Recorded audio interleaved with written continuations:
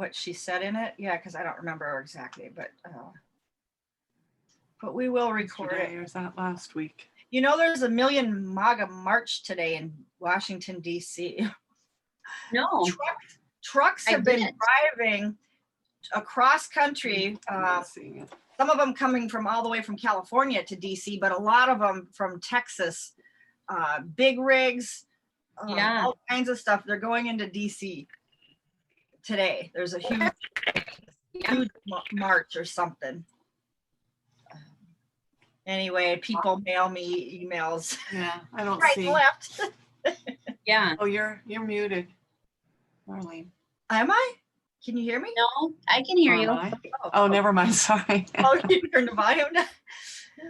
I don't know how did I hit that button? I was over here with my mouse. Oh, okay. Oh, I'm like, wait, she's so silent. What's going on? And meanwhile, I was looking at a video to see if I could Oh, catch the part where yesterday, I think she said something in the morning, but I was probably distracted about maybe not being here today is what she meant, I thought. oh, yeah. No, I okay, don't know. she meant that, and I didn't get that. So, okay, whatever it is. Anyway, I don't know what you were talking about, so I'm sorry I missed. Yeah. Oh, no problem. No, I'm gonna pull up the prosperity and abundance slides here, and might as well start getting some clearings in on these.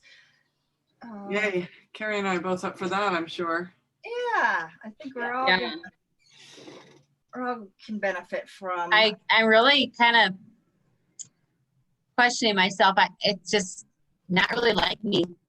I don't even know anymore, Marlene. How did I sign up with you? I have no idea what happened there. I don't remember where this come about. How did this come about? Do you even remember what did I say? I don't remember anything about it. I'm like, one of my kids asked me, they're like, well, how did you decide to go with her? And I said, I have no idea. I don't remember. I just was like, yeah, I remember you said, do you want to sign up? I said, yeah. I was like, that's not me.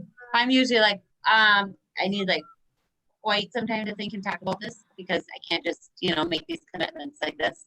Yeah. I just said, oh yeah, I will. That's fine. So I'm just laughing. I'm like, I don't remember where or how or where this came about at all anymore, but I figured it must have felt right because I just went right into it. Yeah. Well, good for you because your spirit must be saying, it's time to do this. You've got talent. You really do care. You have you have talent and you are doing the clearings. So just because you're learning more, that'll come around. You'll just keep practicing it, right? So everything just gets better the more you do it, obviously, Yeah. So after we do the abundance wealth clearings, we can work on talking about your business too. So I think it's going to be for you. Yeah. And there can be a couple different things that you could possibly offer that people will know that you're the go-to person for that. And you won't have to advertise, Yeah. Cause I have people sending me phone calls out of the blue or whatever. They'll text me and say, hey, I just gave your contact to so-and-so. Okay, great. Because that person knew that I did house clearings. They don't know what else I do. That's all they knew is that I do house clearings. And because they knew that, anyone that needs a house clearing, they think of me. Right. So as long as you're known for whatever, that's what you'll be known for. They'll think of you, right? But if you are a energy healer, what is that? I don't know. What is whatever, right? So that you might not have the same draw, that if you were known for something, then so that's what we're going to talk about for you, and then same for you, Tracy, how it might look for you. So yeah, instead of being a generalist, you'd be a specialist. Yeah, I feel like I still can't figure out I feel like I have had to deal with in my own life and a lot of different things, physical, but also emotional. But you know, I can see where if you say it's a particular thing, then you have to give it a name so people can look for that thing. And even if it's ends up being more people than who are just coming to have a liver detox or something, or liver regenerated, that you have sort of it's like a beacon. You have to have a light going off, you know, that's calling people in. Otherwise, it's just kind of a generalized, you know, I do something, please come. Like sort of the signal is weaker if you can't. Diluted, if it's diluted. Yes, yes. And see, that has been, you know, it would be an issue for me because I'm more of a generalist right now, you know, because I do all these different things, right? So I was thinking to myself, well, what can I actually, you know, just condense down into? And it came out, you know, anti-aging, right? Well, that's kind of a huge category, but so I'm still in the process of kind of shifting that around myself. The good part about it is that I really didn't have to, because, you know, being on the shows, the customers just bought the products and the program, so they kind of know what you do. And then talking to them, then they find out other things too. So it's been a good thing that way, where I didn't have to actually specialize, but I know that I can't just be a generalist outside of the shows, you know, outside of that type of, you know, attracting customers in. It's got to be something more.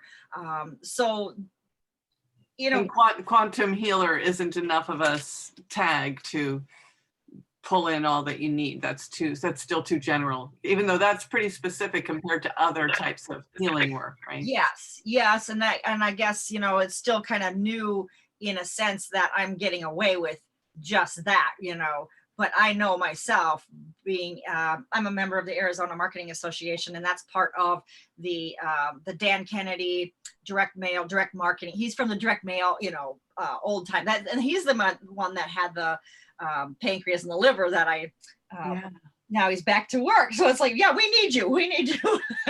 Get back there. I love that story. Yeah. Yeah. So, but he's a genius, right? And he's based his stuff off from the old greats, you know, copywriting, you know, and so forth. So I know from his, and I've got, you know, almost all his books and everything, and it's the specialty, you know, you are the whatever for, just for example, in mainstream kind of thing, I do marketing for dentists, or I do, you know, if you're a marketer, right? So I do marketing for just automotive. Okay, so that's clear. I get it. I know exactly who your customer is.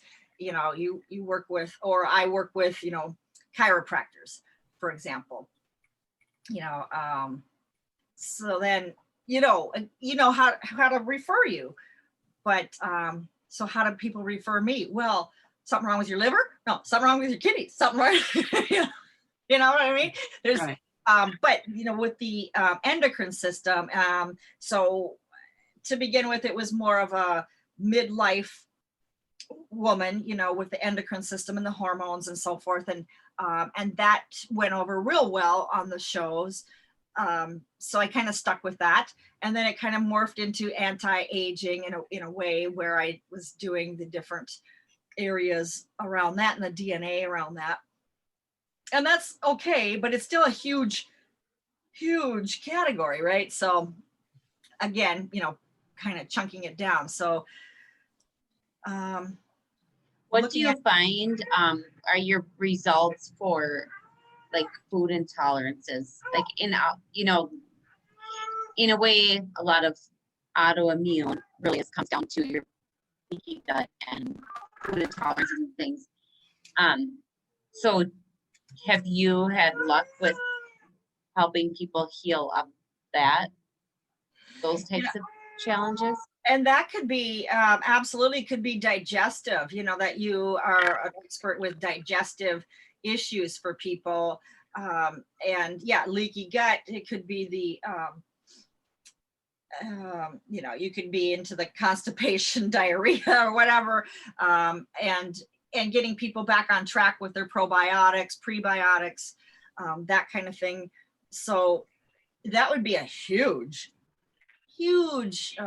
group of people that require that. Probably almost everybody, if you ask me, has something that Yeah, 'cause that's- isn't quite right about their digestion. You know, it's like certain people can say, I have no problem, I'm regular, I got this, you know, I eat right and everything's great.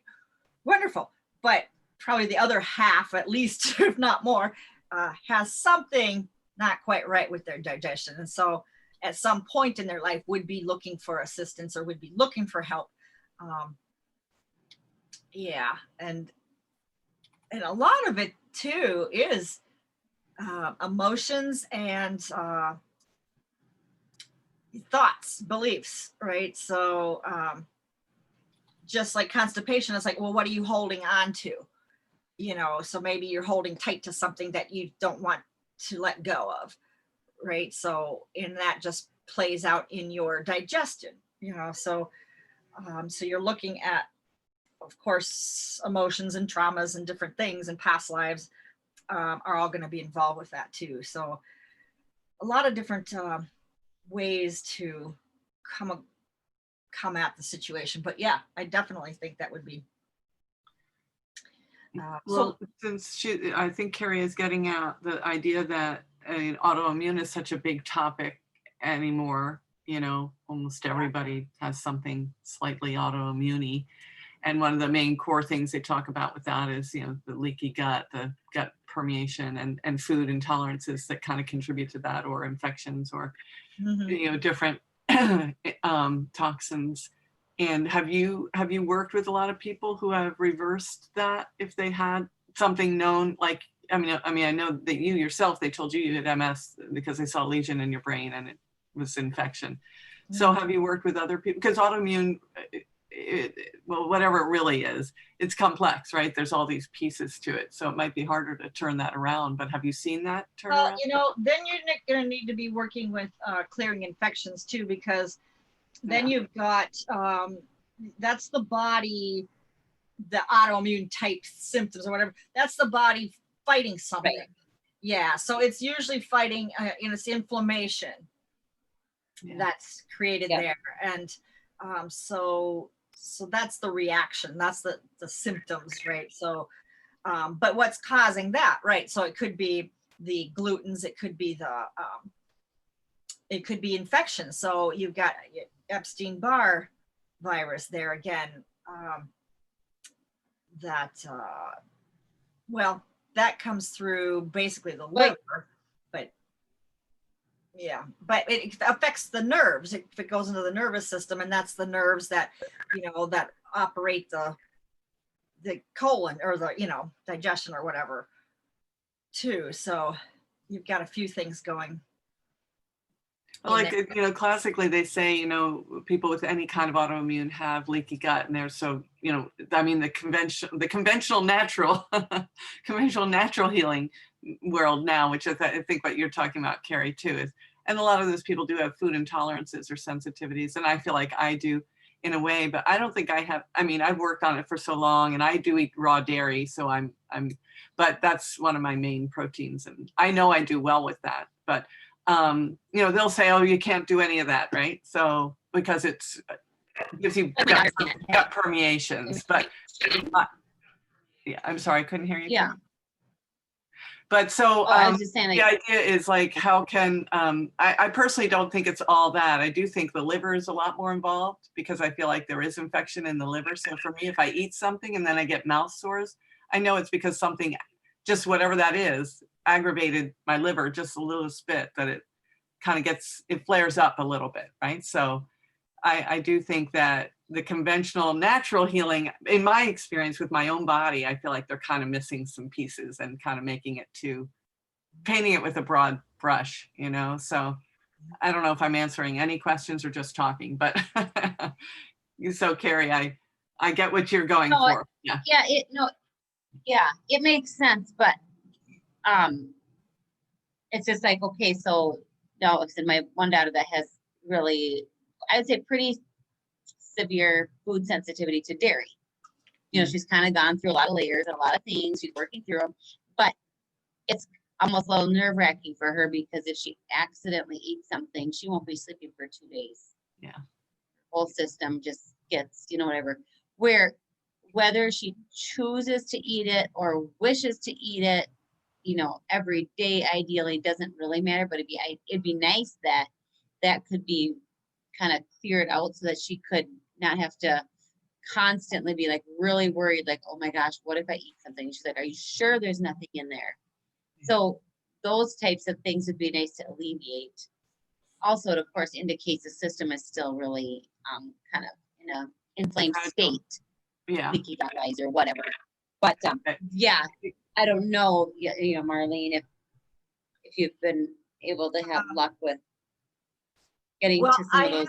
I haven't really worked too much with a whole issue like that.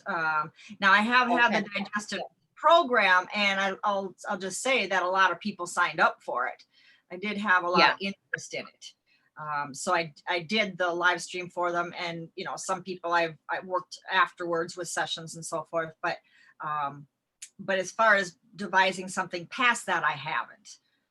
But definitely there's a call for it for certain. It could be helpful to, you know, be able to help people really identify which things are problems. Like, you know, your daughter has a problem with dairy and she may be different once she heals her gut, right? But in the meantime, people don't always know what they're reacting to, or they might not be having as big a reaction as she's having, right? So a lot of people probably are reacting and they don't know it, but they have some mild things they don't feel great about. And so, you know, it could be partly helpful to figure out, if you get an intuition or muscle test people for some broad categories, that they're consuming something or exposing themselves to something that's not helping them digest their foods or something, but, and then regenerate, I guess. Yeah. But the digestive should kind of cover some of that, right? Yeah, you know, so that might be a good idea to, I was going to ask for suggestions that you guys want to go into for the monthly trainings. So, so that one could be one that we could add to the list, digestion to do. And we'll go into everything that, you know, I've got on digestion, and then, you know, maybe putting a package together around that and what that would look like and how you could add in and what more clearings you could do, you know, because around food allergies or around, because even in there's the DNA is going to be involved in that. Oh yeah, you know, it's that, you know, totally. So a lot of those things are going to have to get cleaned out and timelines and whatever. Emotions, and perception for sure too, because things that you believe in. Oh yeah, it's a huge piece, and that could be be real lucrative for somebody. Once people know, hey, so and so's got does a really good job with digestion. She helped me. You know, once people have gotten some help, more than they've gotten from a doctor, let's just put it that way. You don't have to cure them 100%, but just so that they find that they're getting actually help, that more than they've gotten before. I think that the word gets out, you know, and Carrie, you've got your daughter there. She's your perfect case. You can really, you know, case study to see how she responds, and since she's on that, and that would give you a good you know, story as far as, you know, why did you do this? You know, well, my daughter, you know, I wanted to help her. So so that could be a real package thing that you could put together. I could see that as being real huge. So maybe we can put that on the list then to do as our next, you know, training. I don't think Sylvia but this one right here, the wealth clearings and abundance, that was, that's the reason I talked to you the first time. Oh yeah. I think I remember. Although I said it was because I wanted to buy the program. And so that is one that so many people have such a hard time with, and I've had, you know, I've worked and worked and worked for several years on trying to find my way out of maybe, you know, patterns and different things like that. And if there was something that I found that really could help clear things up, where I thought I would think I could pretty easily market it to people. Because there's all kinds of people who are crying for help to figure their way out of it. Just you're stuck in this and you know you can see out there, but you can't get there. And Mhm. Yeah. Yeah. So why don't we all just do guilt and shame right now? We're just doing this for guilt and shame, okay? So so those are two big areas. The number one blocks to wealth, guilt and shame. So let's make sure we're starting there. And then, okay, so upgrade your set point for level of success, free of debt, savings in the bank, wealth comes easy. Let's see, where do I have the clearings around that? Yeah, that releasing struggle, right? So I think I feel like I've had that, and Carrie, you were talking about that too, right? Really just being so organized around struggle or survival rather than Yeah. ease. yes, yeah. Easeful is not familiar. Yeah. Right, right. So let me see, where's the clearings around that? I'm going to throw this out here now just because it popped in my head, even though we're not doing it. You told me the last week to remind you on the last day that you're going to do something about the frequency of vibration. Yeah. Thank you. Yeah. Yep. I always like to get that one in there. Yeah. Yep. Okay. So so where's the clearings around that? Okay. Hmm.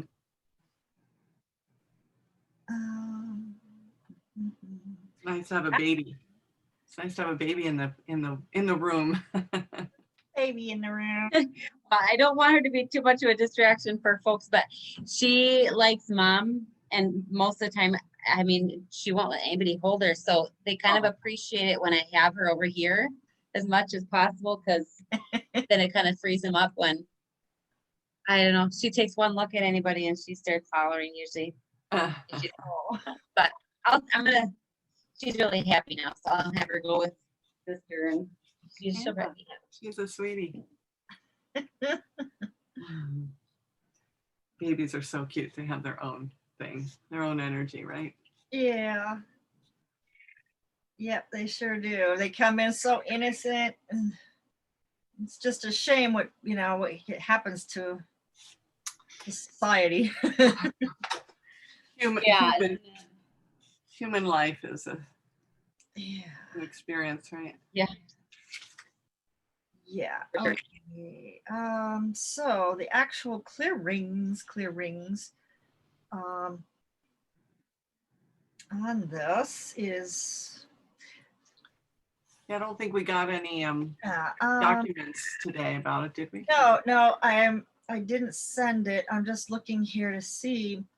I don't actually have, I mean, I have the clearings, but I don't have it on the sheet. I'm supposed to have like the whole list of what we're doing here. Okay, so. I'm sure you have so much information. I don't know how you keep track of it. I can hardly keep track of what I've gotten from you. Oh gosh, yeah. All right, so I'm gonna copy this and we'll show this as a.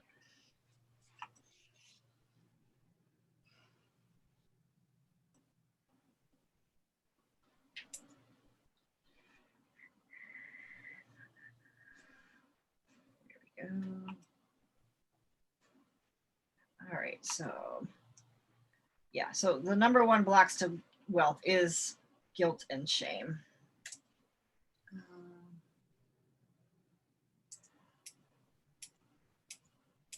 All right, so if we did a to ability to have wealth, the ability to bring in, sustain, and grow wealth, to have, I just put $1 million+ or more in the bank, and then to bring in how much monthly in a career you love.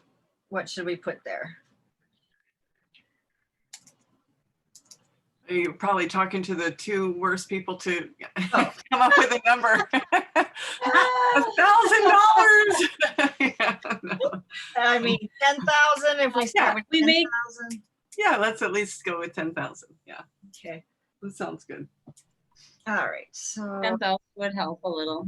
yeah. Okay. All right. So then let's put 10,000 in there, and Monthly in a career you love, letting go of suppression, domination, and control. Okay, so that's what this one is here. And okay. So I'll share the screen here. It's this one. Yes, it is. Okay. All right. So that's what this is. To be able to bring in, to sustain it, and to grow it. All right. So the things that I'd come up with, the clearing are these things here. Okay. So let's just intending that we're clearing this. Why would I have cycles on here again? Karma.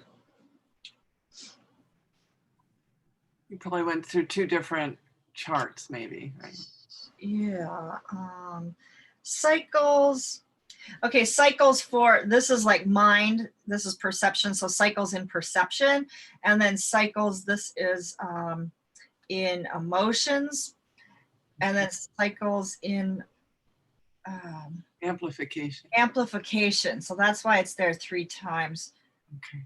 I don't think we needed karma 3 So it times. goes amplification, Yeah, amplification, and then what's the next group? this is perception. Yep. And then this is the realm of emotions.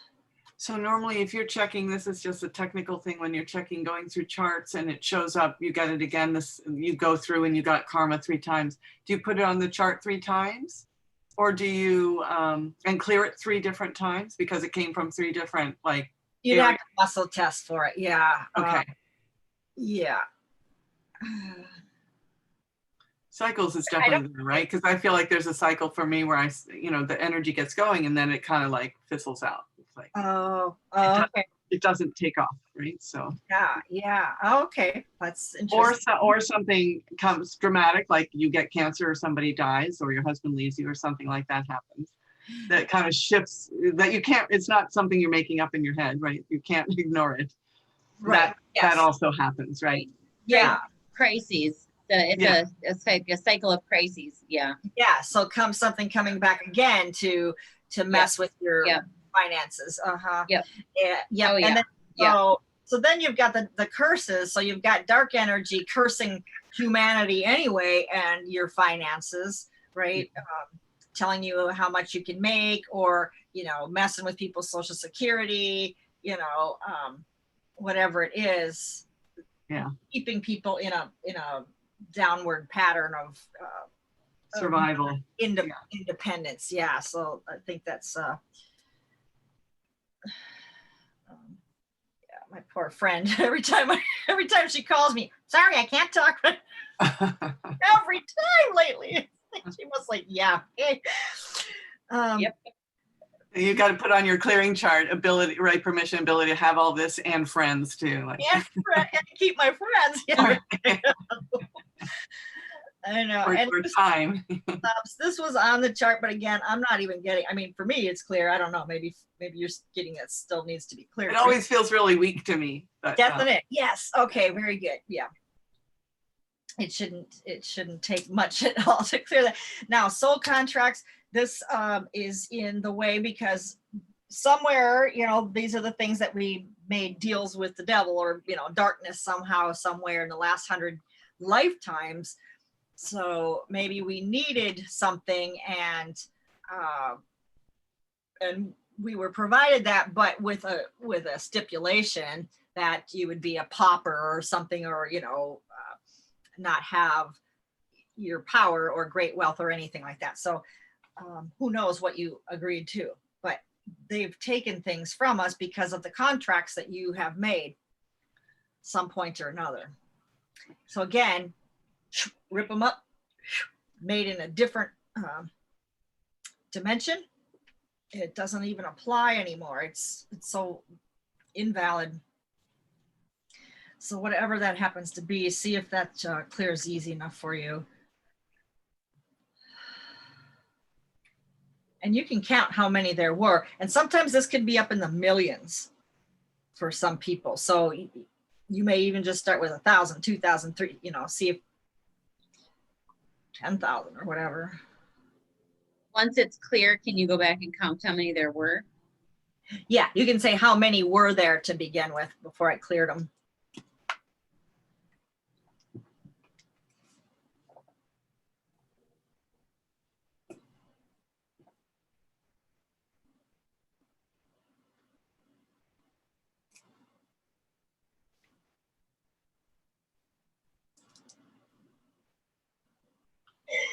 Yeah, I got like 300,000 plus. So Did you? Okay, that's, yeah, it's within range, really.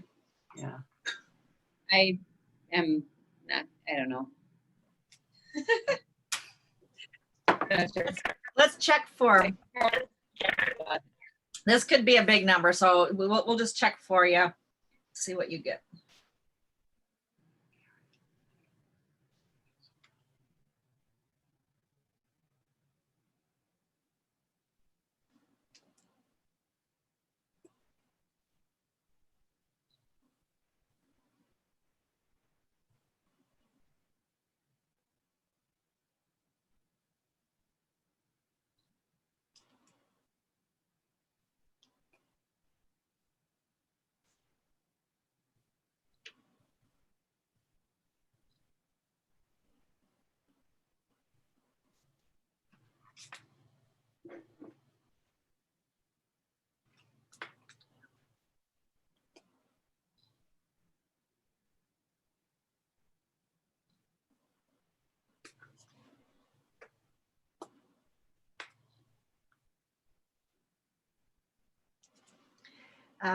Like 254,000. 300, 330. 254, 330. You can start with that. Clear it and then see if there's anything more to clear. Did And you then you check my clear- number and see if it seemed about right? And you had said 300. Yeah, it was like 320, 121, something like that. So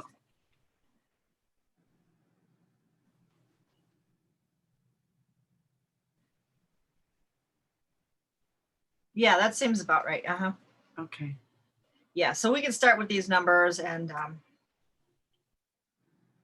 And then you clear using the karate chop or what? yeah, let me go back to the chart again here too, just to verify. Is it? I think it's just the regular one.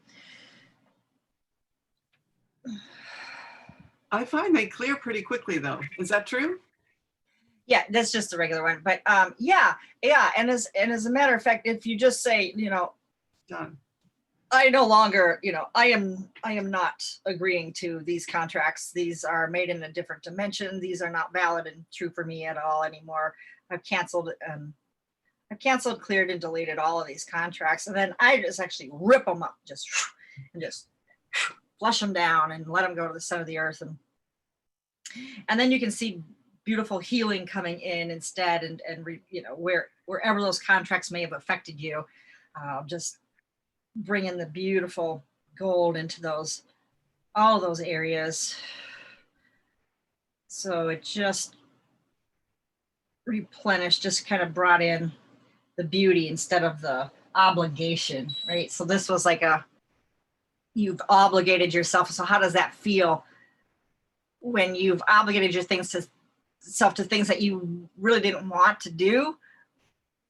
That feels funny, ishy, and like, oh god. Or you got some horrible job and you don't want to do it anymore, but you have to get up and go and do it. Oh, that horrible feeling. So we've been walking around with these, well, I guess, low grade horrible feelings around this stuff for a long time.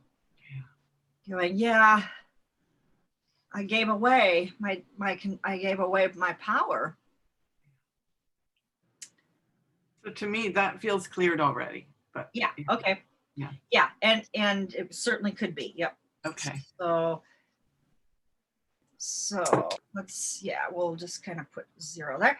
And then the curses, demonic, evil, spirit, and satanic curses. So, and maybe you don't have all 3 but they certainly can all play a part here for people. So.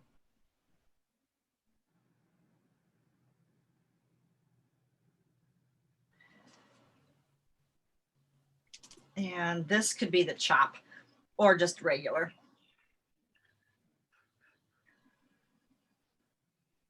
And do I need to know the number usually or not? No, Not with this I one. don't usually go with that. No.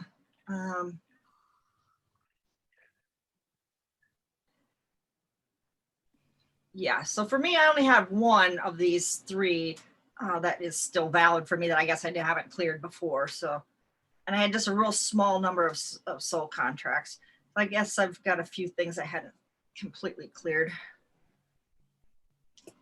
Yeah, I felt like I had all three of them. Yeah, okay. Me too, but I feel like they're clear. Okay. But again, like I don't trust my clearing. I'm afraid that I just think they're clear and maybe they're not clear. So that's why, yeah, you told me to sort of bring a chart to you, but I'll have to figure out how to. I have a meeting with you on Tuesday, so maybe I'll type it in and send it to you, and maybe Okay. yeah. Yeah, I feel that you cleared them. Yeah. Okay, good. I feel like that's just the thing that's really holding me back at this point is trusting that I'm getting the clearing part actually completed for people, you know. Oh, okay. Because it's one thing to find everything, it's another thing to actually feel like you got it done. Yeah. You know? Yeah. Yeah, that's I feel like the clearings happen pretty easily yeah. once they're found. It's like they clear pretty fast. Right. Mhm. So I'm more opposite of you, Tracy. I'm more like, okay, I got to really get this, you know, finding it and making sure I have that part right. The clearing part, it's like, that feels like it's almost as fast as you think of it and it's gone. Yeah. Well, that's what I feel too. But then I feel like sometimes when I meet with other people or even with Marlene, and when we've been in a group, it's like, oh, we're only so and so clear. And it's like, I felt like we were already cleared. So it makes me feel like, maybe I'm not, maybe I'm not getting the clearings that I think I'm getting, you know? So that's my insecurity right now. Oh, okay. Yeah. Well, the only thing that I know that generally, even though I want it to speed up, is that bloodline. Because that just seems like it is. It's huge, and it's not just me. It was everybody in my group too that I trained with. But it's bloodline has always been the longer of the, you know, like, oh God, you think it's cleared, but it's really not. Yeah. Yeah, because it has a large number, you know, of people that it's impacting too, because it is clearing the bloodline. So Yeah. that one seems to be big, but yeah, but definitely the other stuff is like, I chose no, I'm not doing this, you know. No. And even the dark energies, I feel like the same with Carrie. Like as soon as I say them, they're almost in that same moment gone. You know, sometimes they stick Because you around. found them out. You just found them out. And now there's no hiding. It's not, you can't hide no more. Oh God, there it is. Boom. Okay, you gotta be gone. Have to be. I just saw you. Now you're out of here. Yeah. That's right. Yeah. Like as soon as you shine that light on them, it's like poof, Yeah. Yeah. Now, can't would handle it. any of you have bloodline here? I know I noticed it wasn't on the list. I do. I think I do. Yeah. Okay, Tracy. I would imagine that's Carrie. been as far back as ever. Yeah, I think I would put that on here too, Yeah. and check it, because I couldn't imagine that your mother's whatever didn't have issues around bringing in wealth, you know, Yeah. Right. especially for women in the family, you know, Yeah. typically, you know, historically. So yeah, put that. I don't have it, but I guess maybe I cleared it, but for you, I guess it would be. Now, satanic or dark energies, I just clear for it. Any in general is what we're going for here. So that can be evil spirits, demons, all that kind of stuff. That kind of energy. It's funny. Every time you say that, I yawn. It's like, yeah. Oh, maybe No, you're I know clearing it. Yeah. Clearing. Yeah. Well, it's funny. Last night, my husband had some video on, and the guys were shooting, and they had little things that they could shoot at, you know, a little metal turkey or a metal whatever, different things. And so they bing, bing, bing, you know. And this one guy, he's like getting ready, and I was like, I started sneezing, and I did like a whole magazine of shots, like 6 of them. And the guy's like, bing, bing, bing. I'm like sneezing. I said, did I get them all? It's funny. It was hysterical. I'm like, dang, I couldn't quit sneezing. It was the same time the guy was shooting. Oh, And see, that's what I liked about Minnesota. My cousin Wayne has a lot of property up in Roseau, and he's got a nice area out back there you can shoot. Yeah. Yeah. Yeah. So, and we brought our son. This was in 2019, and he learned to shoot a few things back there because Wayne was in the military. He was a Marine, you know, so he was teaching them protocol, you know, how to do it, right? So like, that was good for him. Yeah. Yeah, we want to go back. We were going to go back this summer, but no, it wasn't the right timing. Nope.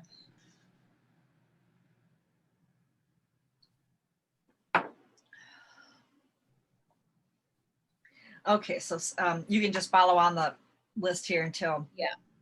Yeah. So when you do cycles, is this, or timeline, excuse me, well, whatever, do you ideally like to go find how many lifetimes ago these cycles were happening, or does it matter? Yeah. Okay. It doesn't.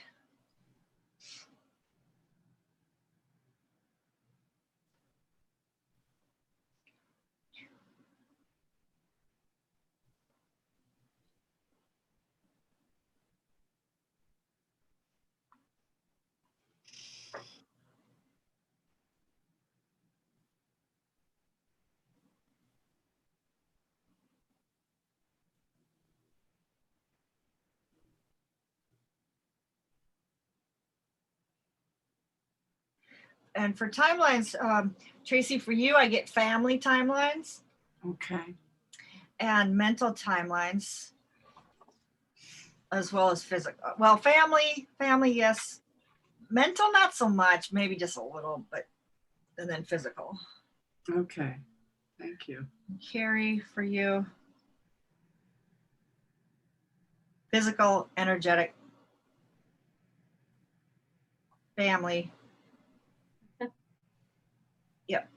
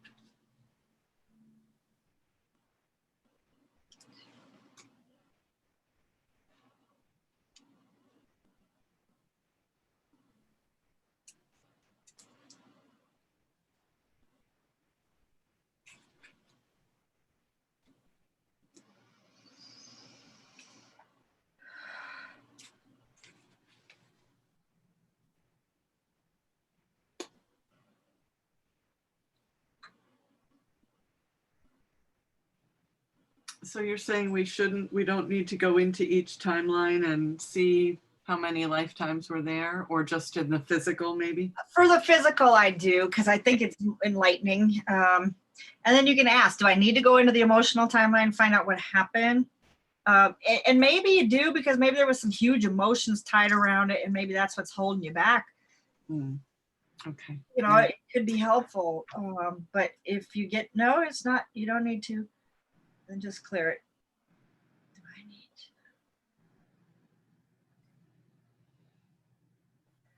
Yeah.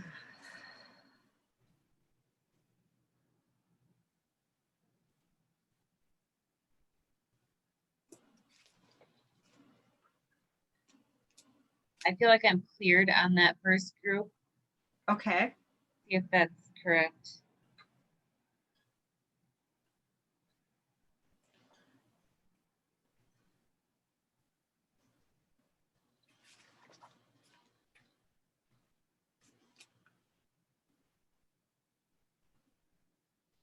Yeah. Wow. You're pretty good, Carrie. Nice.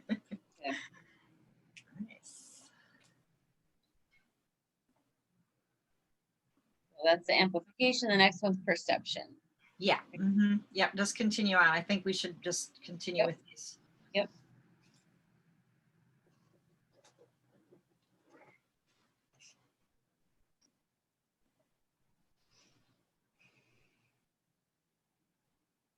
Tracy, for you, I still get bloodline and timelines. In the first group or in the second group? First group. Okay. Yeah, I'm still working on this timeline, this physical timeline.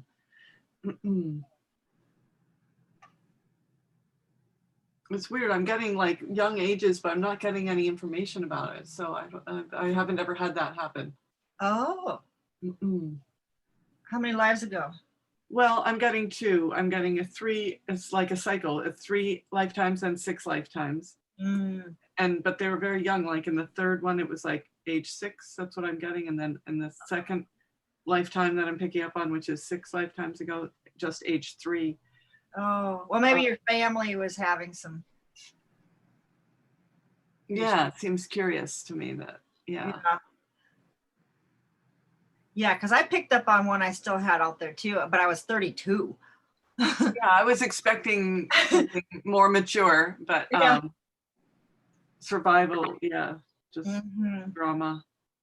I think this is the one that I had that was the potato famine thing. I couldn't provide for the family. Yeah.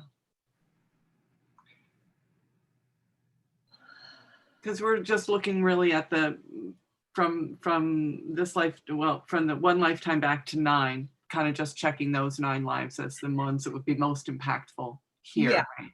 Yeah, it seems to sort of fall off after 9 for the trauma affecting you. So in my perceptions, I went through and checked it, and I found I have all of them except black magic. Would you check that? And then I'll go back and clear them. I'm just trying to.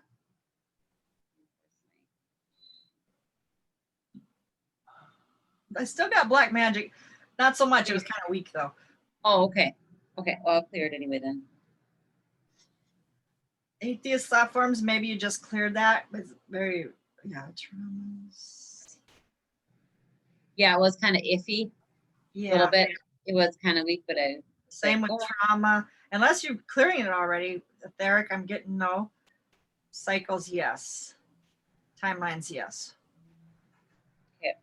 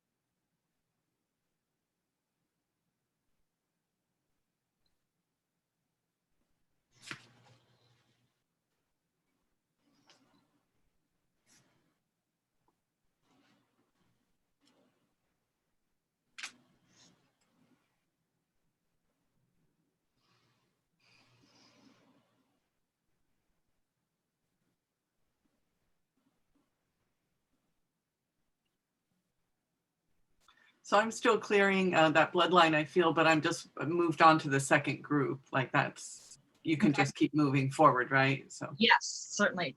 continue on. Okay, I felt like it was clear with the perceptions. I'm gonna check those. Okay. Oh, okay.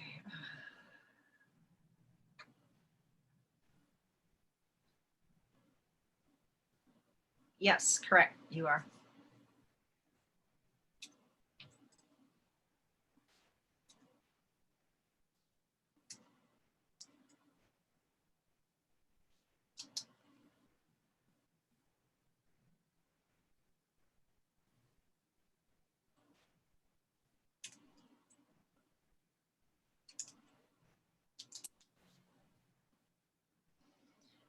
Tracy, I feel you still have trauma from past lives and also this life, that long one there, and then Maybe. timelines. Yeah, me too. Thank you for Okay. that. Yeah.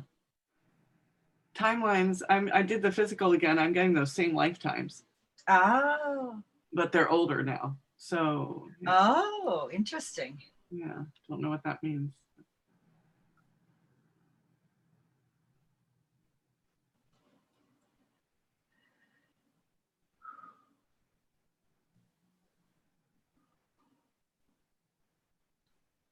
Hmm.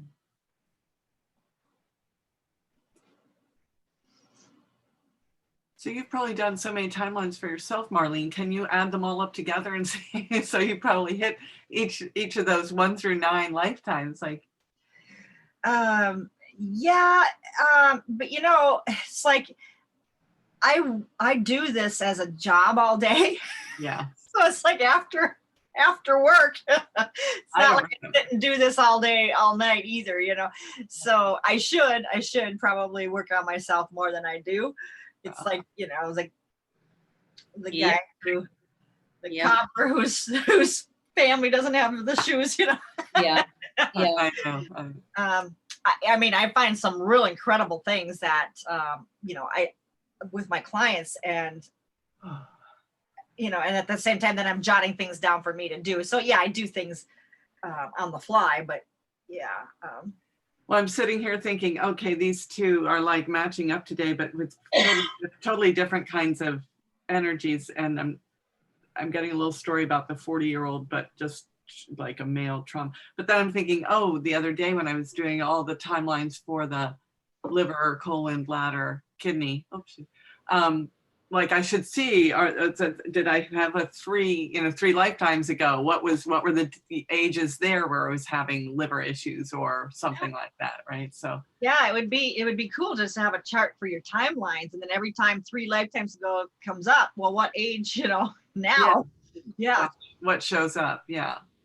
And also, like, this was a male, so it's like, did I get that right? Was that a male too? You know. So. Oh, sure. Yep. Yeah, I kind of got a handle on how many lifetimes back I did what. I've got those kind of down, but yeah, but different ages can still show up for other things. Yeah. Yeah. Yeah.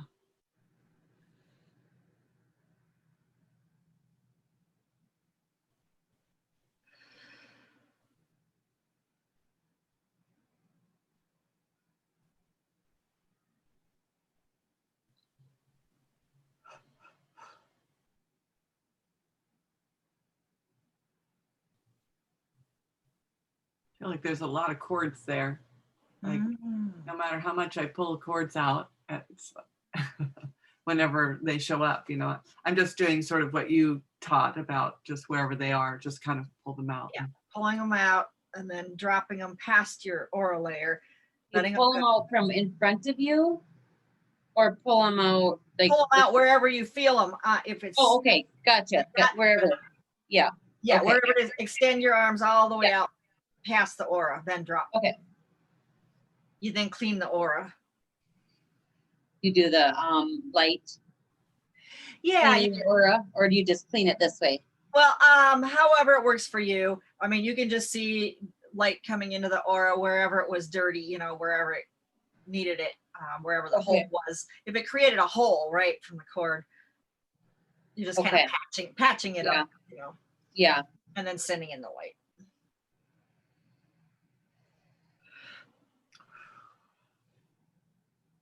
Yeah.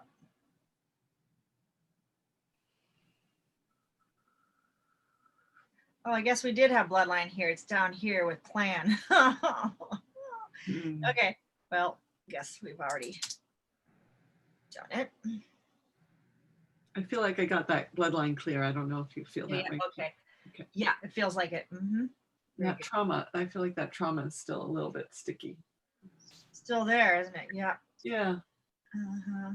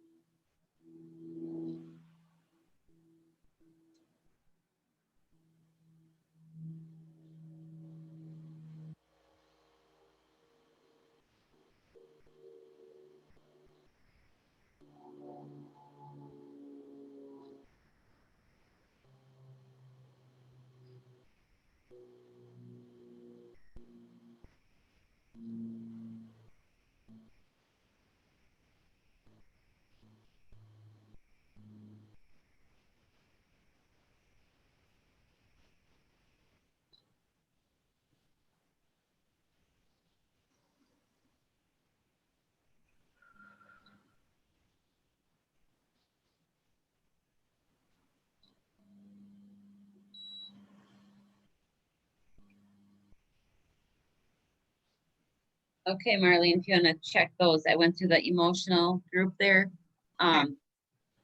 See what you come up with.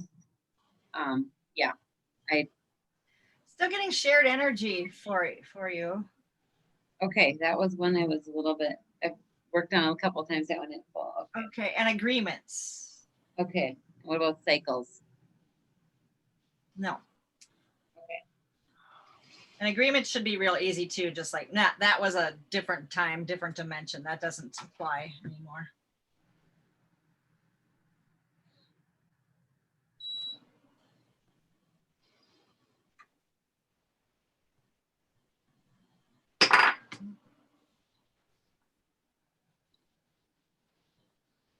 So with emotional thought forms,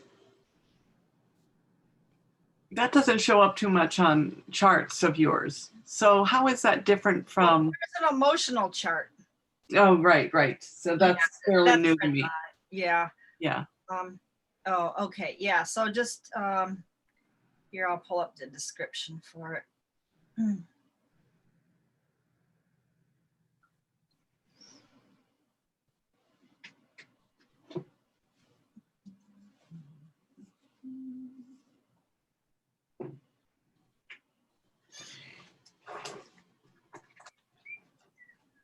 I did get it. I did get the chart. I just wasn't sure since I hadn't been really using that chart. Mm. I wasn't sure how that was different, except that, different from identifying individual emotions. Oh, okay. Yeah. And you just clear for it. You don't really have to know what they are. Okay. I've got so much stuff pulled up. It's taken a while, but all right.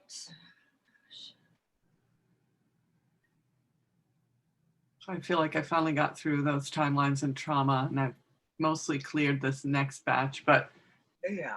Okay. The emotions influencing a negative outcome, okay. Yeah. often influenced by entities or, that kind of thing. So that's the emotional thought form. Now the emotional brain program is emotional patterns formed on how you would interpret your world, based on how you were cared for early in life. Yeah. That's a big one. Yeah. Okay, so I believe I've got those cleared on that emotional one. Okay. Let's check. Shared energy cleared. Okay. And you had agreements. That's cleared. All right. Good. Can you check for me what I've got there, if anything left? All right. So you think you did the emotional one too? All right. Well, I started on that while I was still clearing the others. So, but I feel like, maybe the emotional thought forms was one that was still Agreements. agreements. Okay. Yeah. I said no, people. I'm out. I'm done.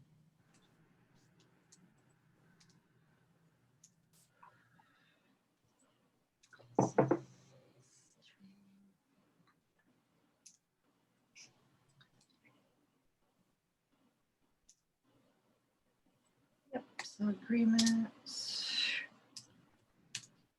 I think you're clear there. And then going into, well, here's the bloodline. And I don't know if you have clan, but if you did, check clan energy. Yeah, got clan. Yeah, okay. So if we go through, say DNA, say it comes up with something, then do you switch into the DNA chart? And clear Well, the DNA that way, or do you just, or how do you do? how many programs in your DNA that are blocking this wealth statement that you're going for? So how many programs would block that?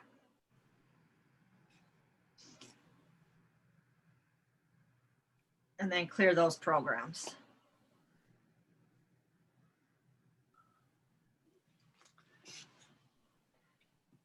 This is my weakest point at this point, but I got 6.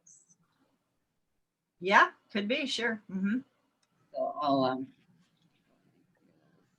Yep, got and then you're 3. sitting in the shooting. Yeah, that's, yeah. Shooting dice, you just kind of like shooting the gold into that DNA strand, or you're just kind of seeing it. Actually, those, you can just see them as like 3 dots or black dots, remember? And then you're blasting off the black dots. in that family DNA bubble. Is that the one you're talking about? Well, no, first of all, you're seeing your program. So you're seeing 6 black dots in your DNA somewhere, in your mind, right? So then you're just Yep. blasting off those 6 Yeah, black okay, dots, do that method. Okay, or plucking them off, or yeah, or sucking them off the vacuum or something. okay, yeah. Yep. And then once you got those 6 black dots off, then you're sending in the gold energy just to heal it and seal it, kind of thing. And then you're looking at the family bubble coming towards you, and then seeing, is there any black dots in there? It's like a ton of black dots in there. Then blast them off. Yeah. All of that black dots. It's like I've got like a fire hose, right? Like just- Yeah, exactly. They're hiding in there in mine.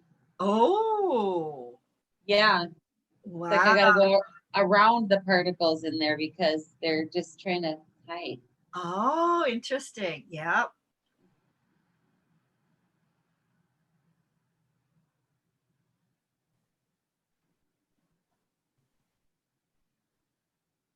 Well, it seems to me like the family's like, well, we were fine. We were happy. We didn't have any problems. But they're denying that they had any problems financially. But and maybe maybe they did the trading thing. So they traded a pelt for a whatever, Yeah. So it wasn't maybe a monetary thing. That's why I'm just hearing like, we didn't have any, problems. So just leave us alone or whatever. Yep. Kind of like that. But Like my mom always says to this day, and I know she would have a lot of clearing, but she's like, well, no, we always had enough. And I'm thinking, your definition of enough and mine are very, very different. We were impoverished. oh, But she said, but we always had enough to eat. And I'm thinking, yeah, except for 6 months, we ate cucumber and tomato on bread. oh, So did that count? But in her mind, that was enough. So like, those are my programs that I cart with me. Remember, I say, well, I'm good at surviving. yeah. I know how to do that really well, Mhm. but yeah, so that's why they're hiding in there. They're saying, no, we're fine. No, we're just fine. I'm like, no, you're not back there. You're not really. It's like you're not grateful for what you had, right? Like Yes. Yeah. And it's so great. she was proud that she was able to give you that, right? Instead of Right. nothing, right? Right. And you know what? I'm not disrespecting my family either. When I can see there was farmers on my dad's side, and that's when they emigrated to the country, that's who they were, right? But they came from a beautiful country, Sweden, and but I guess they were farmers and stuff in Sweden too. weren't poor, but they, you know, but yeah, they were like, they were a happy family. This is what they liked doing. Yeah, we had to, you know, make do, but we were happy. But, you know, I think people were, yeah, they were happy, but I think they were making excuses for, like, if we said we didn't have enough, then that would mean that we weren't working hard enough. And Yes, working sun up to sundown. Yes. They were working Yes. hard, you know. yes, So yes. yeah, to Well, and then I learned to reduce my needs. So Don't need anything. Be happy. I don't have any needs. but I'm gonna tell you what, Kind of like true, except that then how would you ever say, well, because I suppose wants is bad. I don't have any needs because as long as you have something to put in your mouth, even if it's not very nutritious, or something to wear, even if it's not something you like, you know, and it is true that you are surviving, but it is just surviving if it's not something that kind of sustains you or gives you positive energy. see that Well, this and is we that don't live clan- in that tribal culture anymore, right? Where that would have been the way everybody was. Now there's the culture Right. where that's different compared to, there's more options now, right? So Yeah. there weren't yeah, and, options back then where- for who different am I lifestyles. gonna turn to? Right? I mean, I don't have that big community around me. My parents are gone. I can't rely on anybody. I got me. Yeah. That's it. I can't go to the neighbor's house. They're gonna ask them for a cup. They're gonna laugh at you. They don't do that anymore. You know what I mean? Yeah, You just, yeah. yeah, I'm all I got, you know.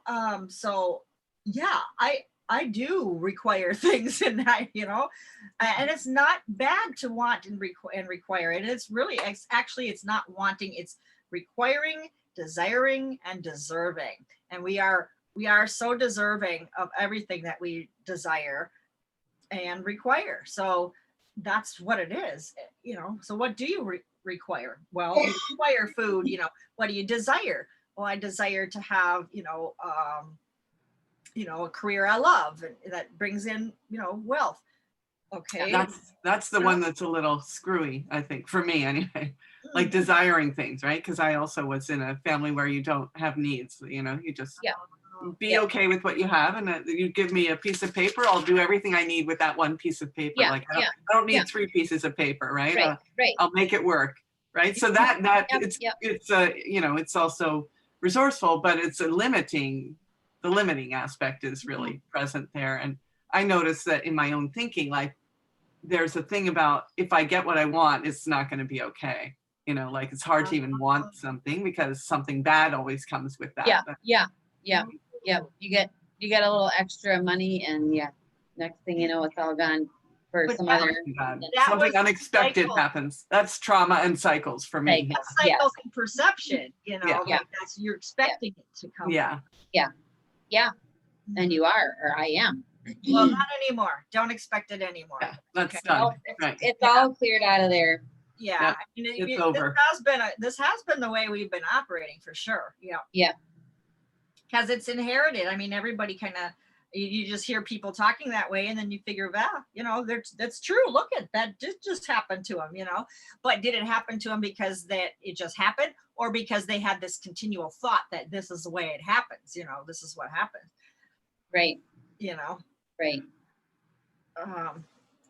Now I remember like in the shower thinking I have to take real quick showers so I can conserve water. And then Oh, yeah, for sure. I'm thinking, okay, so that's great. And I should, I mean, that's the responsible thing to do, but am I doing it just to be stingy with myself?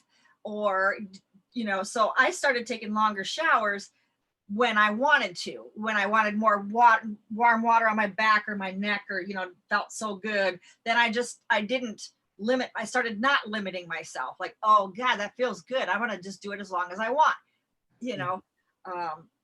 Yeah. To this day, I can't take a long shower. But now I don't so much. But I'm saying, no, I because of that thing, like we went through a period of time where we didn't have any hot water. So you just take a shower in cold water. Well, that's about a minute long. So, you know, I went up to about a 3-minute shower. And so now it's like people say they take a 20-minute. I'm like, what are you doing there for 20 minutes? Are you tired of standing there in one spot and not doing anything? Like it feels good. I'm like, I don't know, sounds kind of boring. Yeah, after a while. Yeah, no, just get the suds going. Yeah. But the idea is to just be able to feel like you can do something. Yes, that's just yeah. for you know, Yes, if you desire that. Yeah. Exactly. Yeah. Okay, That so it's not always being according to the, you know, the limitations that Right. we Right. have here or Exactly. yeah, so I just did it for a while just to know what the difference was. And I'm like, okay, so I can do it anytime I want now. Yes. It's just a choice. Now I'm just choosing, hey, I'm just gonna conserve the hot water, or yeah. whatever. But yeah, but in the RV, that's what we do for sure, because we only have Oh some yeah. tank or whatever, and it's Yep. fun because then you just turn it off, suds up, and then turn it Yeah. back and rinse, and you're Yeah. good to go. But it's a luxury in your RV because it's like you can't do this in a tent. This Yeah. is just a luxury, and I feel so pampered. No, I know it's so true. Yeah, yeah. I remember when I was maybe 12 or 13, I had the outdoor saunas, they didn't have running water, so you just haul with like 5-gallon buckets and they heat it in the stove. Oh, So I had a friend coming from the city and we had 3 5-gallon buckets of water. And she looked at the water and she's like, I can't wash up in that. And I'm like, what do you mean? She's like, that's all the water? And I said, well, I only need 1 gallon to wash my whole self. You need all of it? She's like, I'm not used to this. I'm like, well, you better get used to it. I'm not hauling you any more water. You can get your own. This is different. So it really struck me. I'm like, wow, she thinks she gets to use a lot of water at home if she's thinking she needs that many buckets of water. oh my gosh. It's funny. Yeah, I Funny, remember funny. being in Ecuador with this family that I know, and they, didn't have water in the house or anything. And they would, because I was, not an indigenous person, they knew I would need a shower at some point. So like once a week I got a shower, and they all got together and they didn't have a stove inside or anything. And they got a huge, thing that they cook in, and they built a fire and they heated the water for me. And they gave me a special little place I could go and take a shower with all that water. But it's like you learn how valuable it is, from that experience. I didn't live like that, but and they were so sweet about it. And then another time I remember friends of mine in Mexico, this was 35 years ago or something, they built a house and they didn't, they were off the grid and everything. And then they now have a cistern, but at the time they didn't have a source of water, but they would use those sun showers. Do you have those, where you just heat them up outside, and they just had like a nice outdoor space where you could shower, and that holds 5 gallons, and it was plenty of water, right? Yeah. Mhm. Yeah. That's nice. Yeah. So when you have to go without water, I mean, not living with it all the time like that, because I have water in my house and I can use whatever I want for the most part, if try to be sensible about it. But it's just, I mean, I know we're not really talking about water now, just I'm sharing my own experience of, if you never have something else, then you don't know what you're getting or what you're missing or anything, right? But water is a valuable commodity, basically, so resource. Turning into a commodity for people. So knowing that you can make a choice now, like I know I can do it anytime I want. I know I have it. It's here for me. It's a luxury I have. But now it's a choice. Okay, well, I don't need to use it all because that's just irresponsible if everybody did that, but exactly. But then because you live in a mindful way. But what I brought back to me is like, why was I chincing myself all that time where I didn't realize I could take a longer one? I was just chincing myself and doing it to myself. Yeah, and that's the point of it. Right. The denial, the self-denial. I denied that wonderful, water on my back and, whatever. So it's not about the responsible choices, which to do, about that feeling of being held back within yourself, about not deserving or not okay to do something. Right. Yeah. Yep. So that's living in nice. scarcity. Mhm. Yeah, Yeah. yeah. I have to say that in the shower, I get a lot of information in the shower. I feel like it's the, Oh, really? yeah, it must be, maybe the water is such an conduit, like, for Yeah. information. Yeah. And Yeah, I don't even plan on it, but all of a sudden it's like, wait, what? Who's talking to me? You know? the One tile of the walls first times I had an Maybe it experience. has something to do with my, Go ahead. maybe it has something to do with my kids banging on the door. Oh, banging on the door. Yeah. That can be distracting. Hearing things. Who needs a shower anymore? I'm done. Yeah, I Right. do too, Tracy.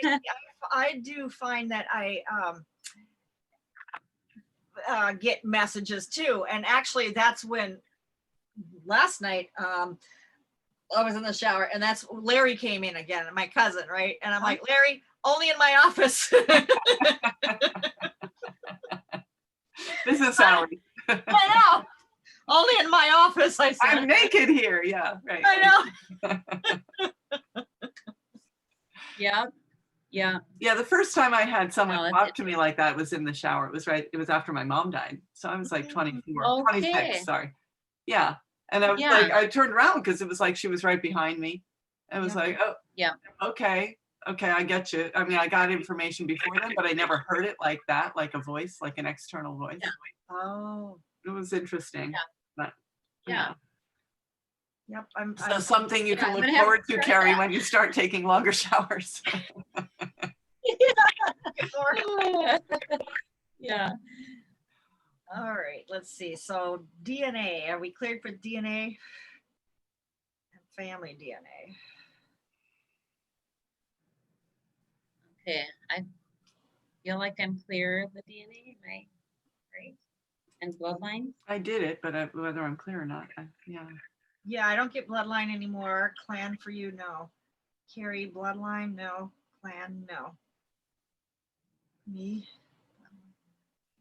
Yeah. So can I ask a question here about resets? Because I am not sure I'm getting that piece. And I feel like that's an important piece to not get. So, because for some reason I feel like I have it in my head at some point. I heard you say something like, so before you go to bed, you do you say that I'm, resetting. Not But before can you do go it to now. bed. Not before. Yeah, you do it now. Okay. But it's just that if you don't say it, it has been found that it could reset back to what it was if you Okay. didn't ask for it to be a permanent thing. Permanently settled. Yeah. So upon awakening, this is the active and current version, is what I say. Okay, I like that. Yeah. Yeah, to not reset back to where it had been.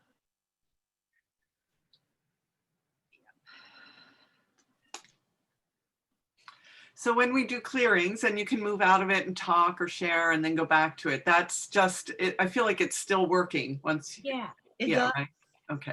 Yes. Once you set your intention to it, now you've got to set the ball in motion and you can do this, you can do that, whatever. And then you can just stop and it still continues on for a certain while, Yeah. So, okay. So now good. So interactions, these are things you can do, actions, physically meditate 1 or 2 times a day is great. And I'll show you what you can do with that, but and then do a gratitude list every morning. So you can take whatever paper you want and then write down 10 things and that you're grateful for.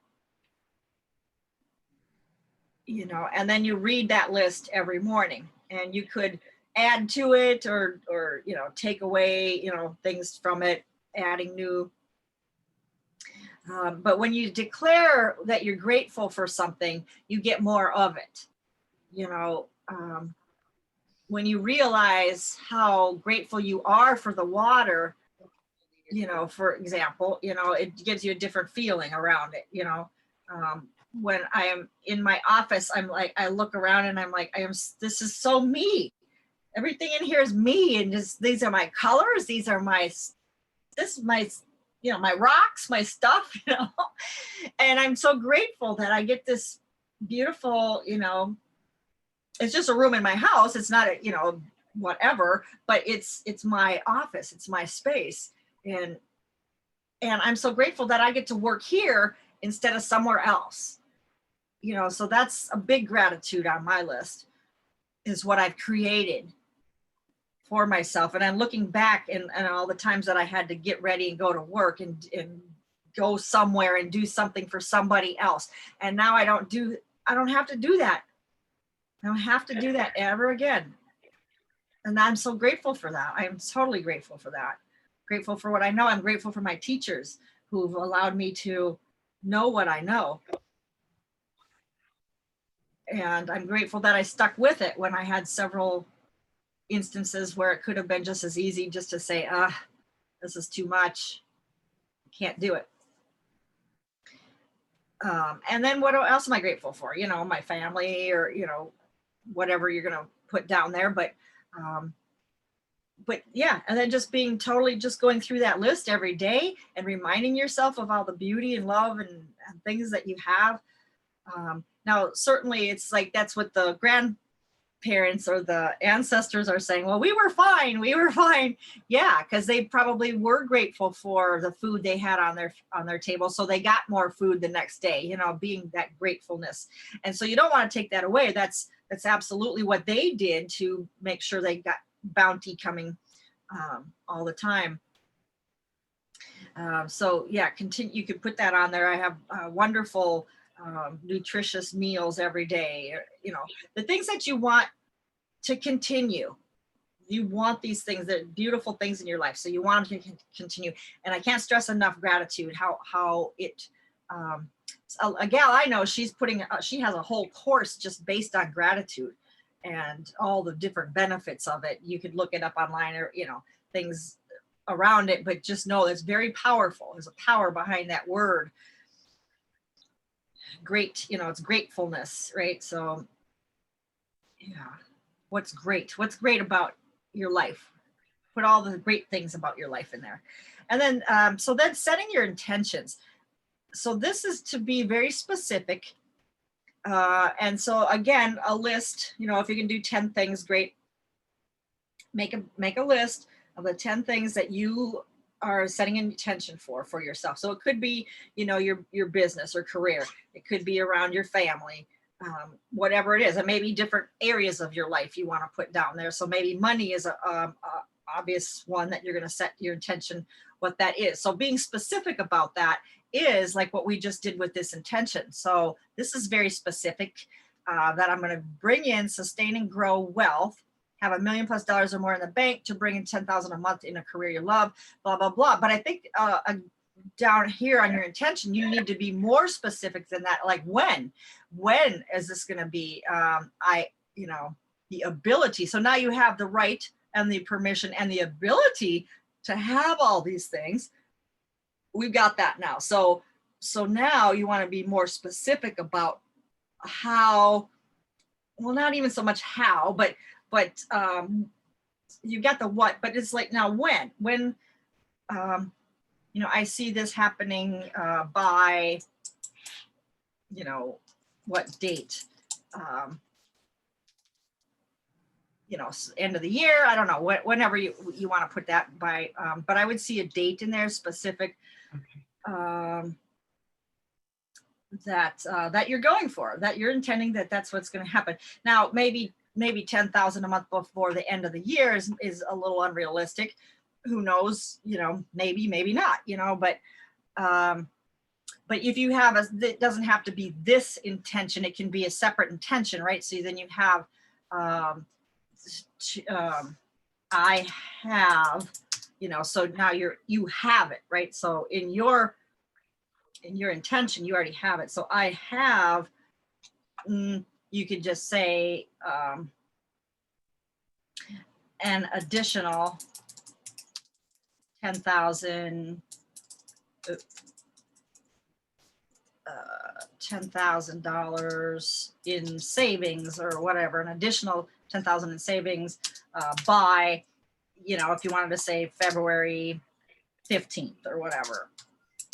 So you need it for something, right? So you got something that you see coming up, you need it for February. So I have an additional 10,000 in savings by February 15th. That's very specific. That's an intention that you plan on. That's it, right? You need it by then? I'm gonna have it by then, right? So what else do you have? What else, you know, I experience, you know, love and affection from my spouse, or, you know, however, you know, we have a loving relationship or whatever it is, you know, so you get your relationship in there, and you can have family stuff, or you can have, my children are all healthy, you know. But vibrant, or, you know, being very specific, you know, children are healthy, vibrant, happy, you know, however you want them to be, that kind of thing. So make a nice list of 10 specific intentions. And then what you're going to do once you have this list is you're going to see yourself having like a balloon, okay, or a bubble, right? So something with a string on it anyway. So you're kind of holding it there, and then you're speaking your intentions into this balloon or into this bubble. And you're putting them all in there. Everything is very specific. Everything you're intending is in this balloon. And then when it's all in there, then you can, you know, I now send this off to God, or to, you know, whatever you want to add, source or whoever. I'm now sending off my intentions with full intention that this is going, that they are all completed, that they're mine, they are here, they are made manifest already, and I'm seeing that you know, actualizing in my life. So then you just let that balloon go, knowing full well that it's going out there now, picking out the pieces, doing all the elements together that has to come and be in place for these things to happen. So just knowing that now you send it out there, and it's gathering what it has to have to come into be actualized. So you do this every day. This is powerful. You do it with the same list of intentions, for instance, or Yes, do you can. Yes, you can, until you have something new you want to add to the list. And then maybe you already got something, so you can take that off. You know, maybe February already came and went. You got that 10 grand. Great. Now what's your next step? You know, what do you stretch it to something else now? Or, you know, or my ideal clients find me easily and invest, you know, and happily invest in my services, something like that. That's nice. Maybe extrapolate it out a little even further to be more specific, you know. Yeah, so putting things like that out there. So getting a nice list, which you can revise, yeah, at any time. But putting that out there every day into that balloon and just seeing it go, like, whew, I know that's, everything is coming into the place, how it's, you know, it's going to be. And maybe you don't get 10 grand in savings by February 15th. Maybe you get something else that can be easily sold or used for that 10 grand, or something comes into your life of value that, you know, or maybe you don't even need to pay that bill anymore. Maybe something happened that doesn't even exist anymore. So it'll come into play somehow, you know, so or you can even just say, you know, that bill is paid by whatever bill it is. It's satisfied. The, you know, so just say, you know, the taxes due, whatever, are paid in full, or something like that. Oh, wherever that went to. Yeah, are paid in full. Yep, because I see that stuff happening too. So I'm doing a family trust with a guy, he sets them up and they're based on the Constitution. They're contract trusts and based on the Constitution so that they cannot be dissolved. And he sent me a book on it and I read up on, and it's like, yeah. So these are the ones that people like celebrities use and famous people use and so forth, that so that they can't be sued. Like if you're in a vehicle accident and somebody sues you, well, they can only get that vehicle. They cannot get my house, my anything else, right? Because that vehicle is in this trust, so to speak. So it kind of breaks everything out. And I'm like, how much? Oh, okay. And because I needed several trusts, right? Like one for the house, one for the, so that if anything happens to the house, they can't get all my business and my RV and all my stuff, right? So it turned out to be $7,500, and it's like, okay, well, it's not like I just have that sitting around just to kind of like whatever, but so it's like, no, I want to make the money. Yeah, I could take it out of whatever, but I don't want to do that. I want to make the money to pay for that. So that was one of my things in my head, is that I want this trust. I want this trust. I want this trust.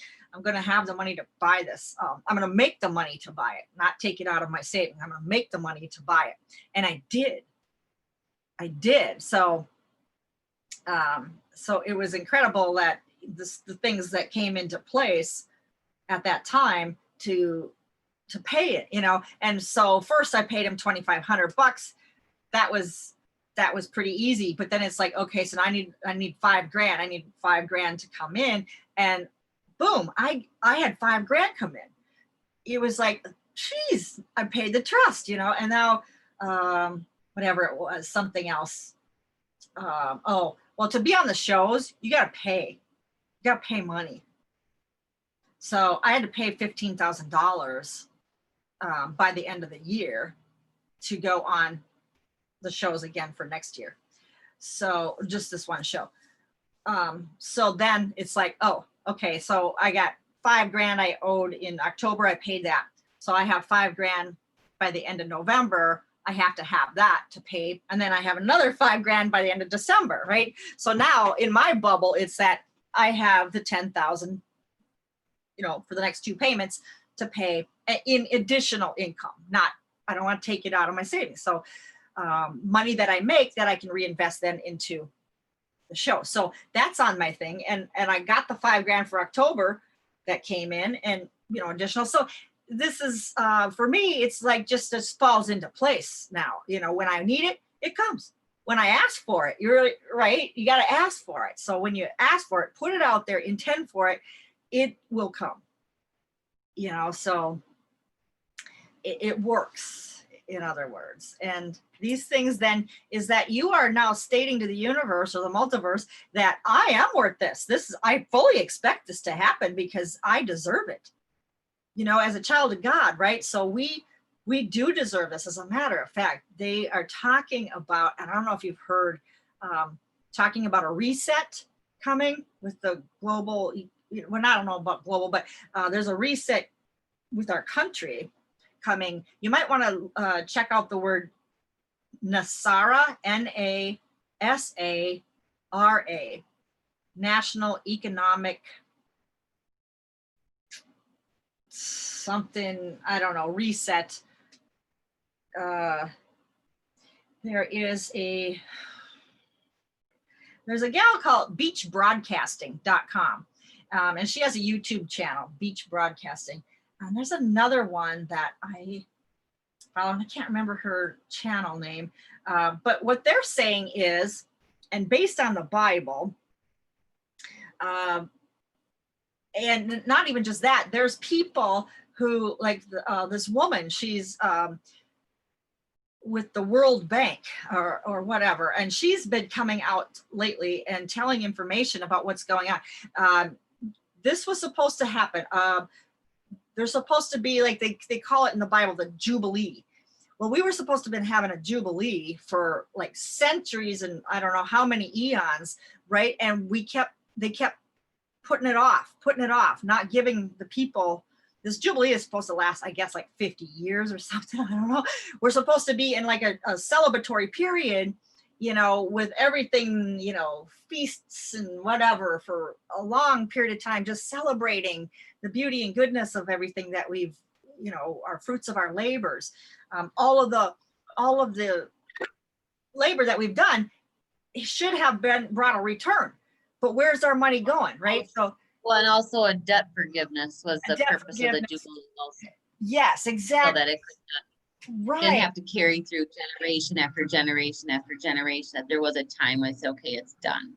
Right. So, and what I hear is that 9/11, that was supposed to be a time that this was supposed to come out, and the Global Bank or the World Bank or whatever it was this woman was talking about, they were ready, and they were going to bring out this information, but that's when 9/11 happened. And so it was all hushed over. Nobody got anything, right? Matter of fact, we got less than something we wanted.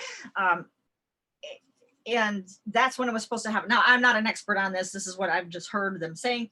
But apparently now we've got all this gold. We've taken, I've heard, a lot of the gold back from the Vatican, who has been, you know, taking gold from everywhere throughout, you know, the millenniums or whatever. And that's, I guess, why they weren't supposed to get married, because then they could take the family.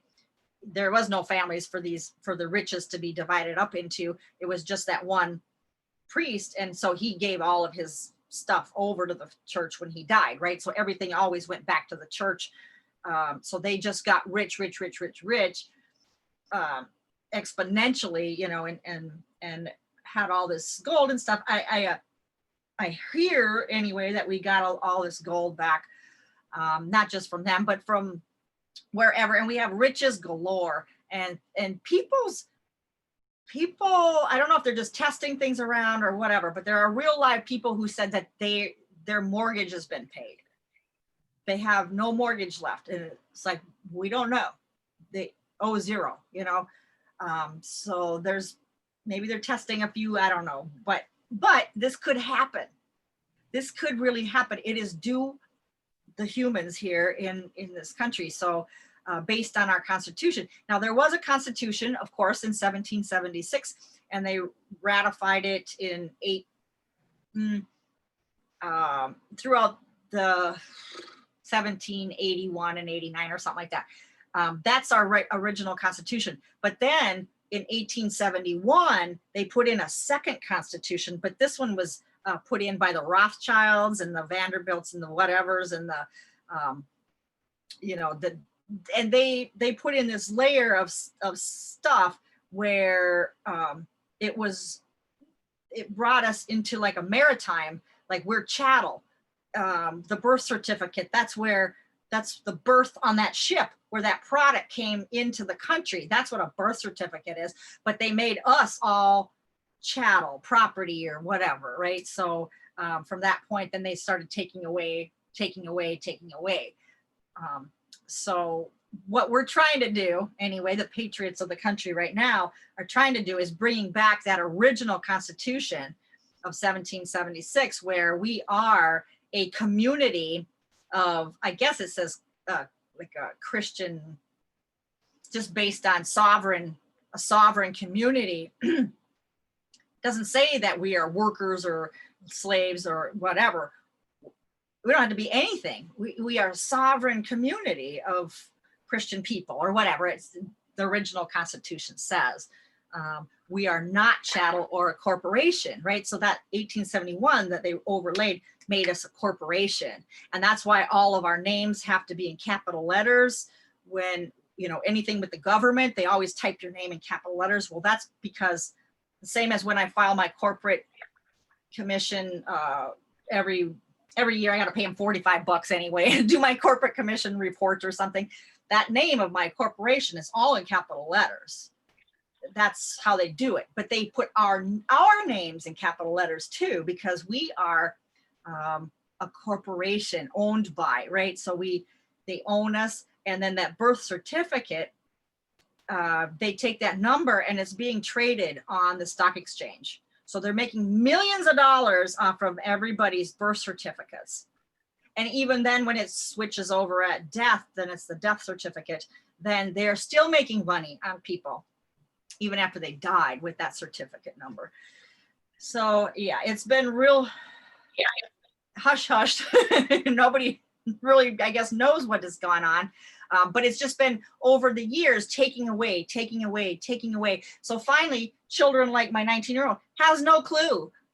They think this is normal, you know, and it's like, this is not normal. I'm old enough to know what rights we used to feel like we had, or in the differences of things coming down and making us less than, and more dependent on the government, you know, and and he has no idea, right? So, and that's their plan, is to kind of morph it into, they have no clue after a while, you know, the older people die off, and it's just the way it is now. But enough people have patriots and like ones that have been in the armed services and so forth. They love the country. They were fought for our country, and now they come back and then this is what they fought for, you know. So they're behind this Patriot Act, and I think so. We may be hearing a lot more about this because it's due us, and the ones that have tried to stop it are the ones that don't want us to have any money or any power. They want the money and the power and the control. Really, it's the control. Yeah. So it's just been just like a whirlwind of things going on right now. But me, it's like I intend that this jubilee is going to happen. I intend it, you know. And well, at least to happen for yourself, you know, in the sense that can still come to you. Yeah. You know, that you can experience that jubilee period. Yeah. So I'm in this happy, good mood, even all throughout this whole chaos, because it's like, I've got this vision. I know that there's good things happening for humanity. It just is, you know, it's time right now. It's the timing. And, you know, it's not like I'm a real astrology type of nut or whatever, but there are things lining up that haven't been around for like what happened in 1776. There's some kind of whatever conjunction somewhere that happened last time in 1776. So it's like, this is like revolutionary stuff, you know. Times are just incredibly, you know, minute by minute, day by day, just coming out, and just the awareness and the bounty that's, I think, about to befall people. And like you said, you know, debt forgiveness, and it's kind of started with, you know, with this, a lot of businesses got forgivable loans and that kind of thing. So I didn't go in for it. I don't have employees that I pay in through, you know, I don't have employees. I can, mine are like contractors, you know, so they're not my employees. So I didn't really get that, but I didn't ask for it either. So, but there's things like that are happening anyway. It's kind of like little tasty tidbits, maybe to get us, you know, in the mode of receiving that this is and they're saying there's things about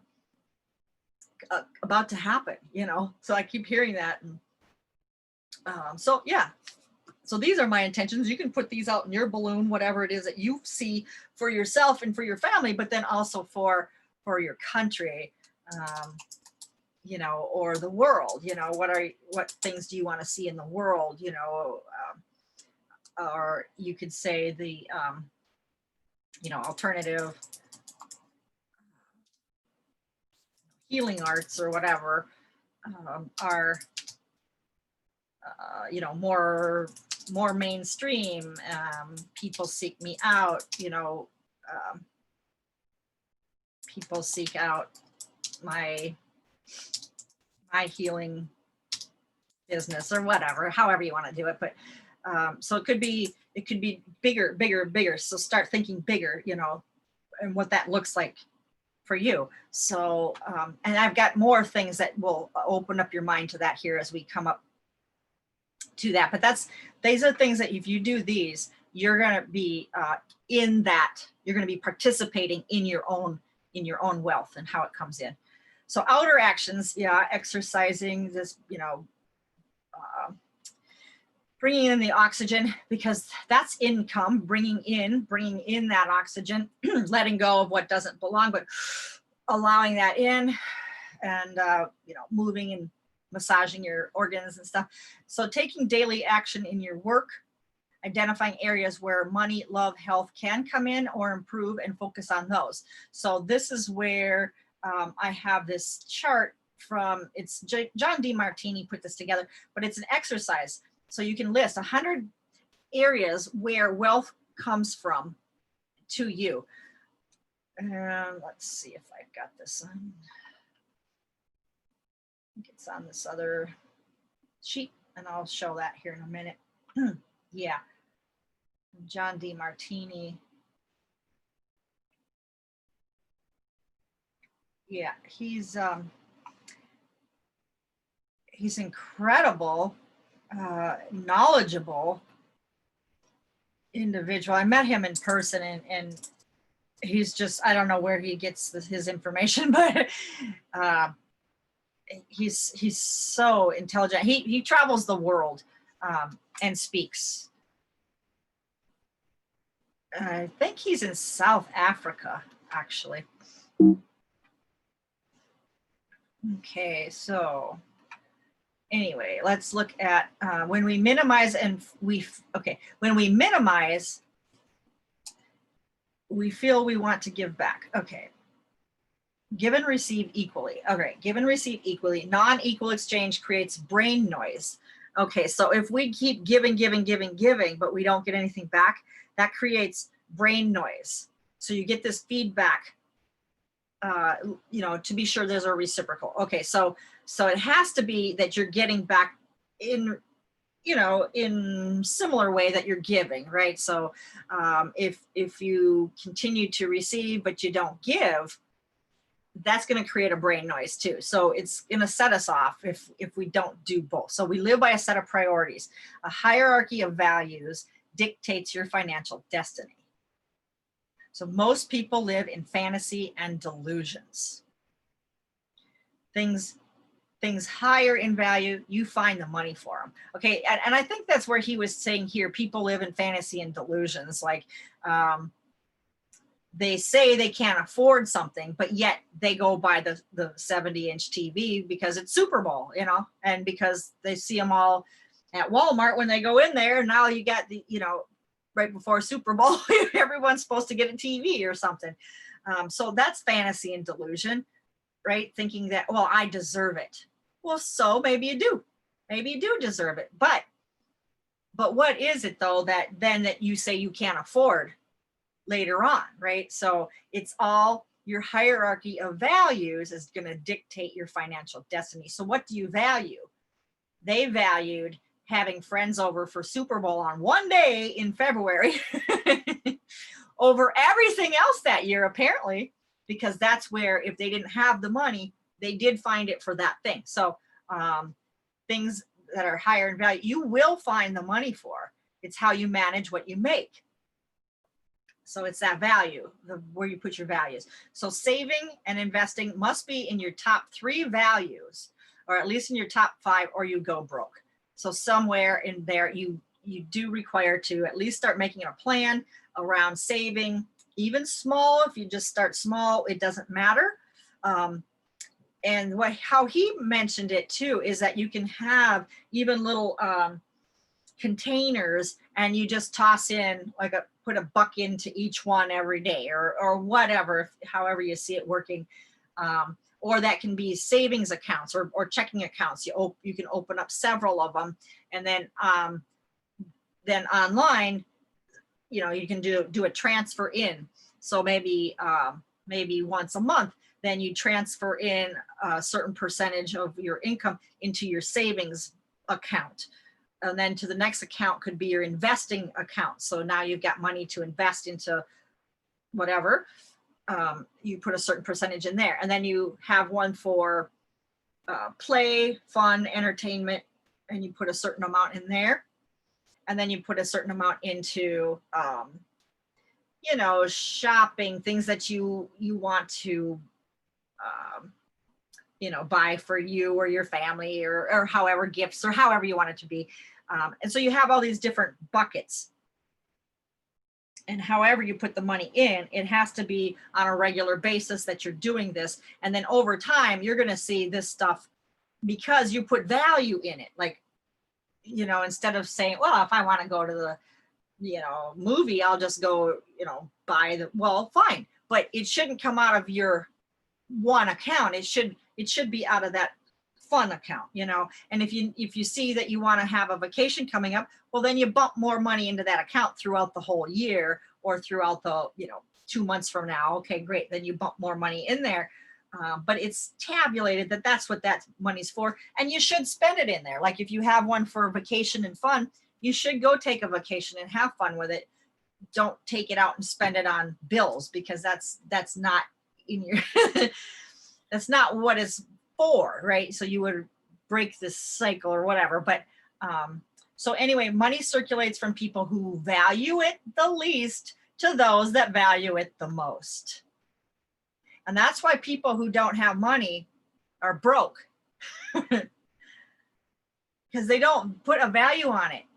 And they don't have the little buckets, or they didn't take the time to set up those savings accounts, and they're not putting in what they value. You know, okay, I value having this a lot, so I want to make sure I'm always going to have this. I'm going to put a little bit into each of those every month. So the guy that did buy that big 70-inch TV set, now he's just giving it to those that valued it more, like the store. They put that sale out there, knowing full well they're going to get people who don't really value their money that much, or value having money to invest, or have it for the end of the year when you want to take a vacation. It was given to somebody who values it more. So money will work for you if you value it. Those that condemn money become slaves to it. So I've heard this, I hear people who are, you know, broke, who say, well, those darn rich people, or they call, you know, I actually heard my mother call somebody, well, that rich bitch, or something like that. Like, well, maybe I'd like to be like her, you know, what's wrong with her, you know, calling her a rich bitch. Well, what's wrong with that? So we put this thing in our head, like rich people are cruel, or, you know, well, no, they're not. Only wicked people with money are still going to be wicked, but true heartwarming people with money are going to do heartwarming things with it. You know, when I started making money, when this started coming around for me, I thought, well, boy, you know, that didn't make me mean. Money's not made me mean. I'm not wicked. So really, what were they talking about? You know, now, because I see myself being a rich person now. I mean, I'm not a millionaire. I mean, I don't have $1 million in my savings yet, but that is still in my thing, you know. And I will get there. That's what I'm working towards. But I see that, you know, good people with money are going to do good things, right? Just like that movie, what was it, The Mask, with what's his name, Jim Carrey. You know, whoever put that mask on was amplified into who they were, right? So when the dog put it on, he was just this cute, you know, whatever. Or when Jim Carrey put it on, he was this, you know, debonair, you know, sexy guy, whatever, can do anything, impress the ladies or whatever. But when that mean, creepy guy got the mask on, he was just amplified ogre, horrible person, right? So same with money. That does not mean that you're a bad person. So you condemning it, then you become a slave to it. This guy is just genius. Anytime you expect the world owes you something, you get ABDDs, anger, betrayal, despair, and depression. Because they don't owe you anything. And so therefore you're getting mad. Now you feel betrayed, not getting it, despair, because, oh, it never came through. and now depressed because shit, now I got,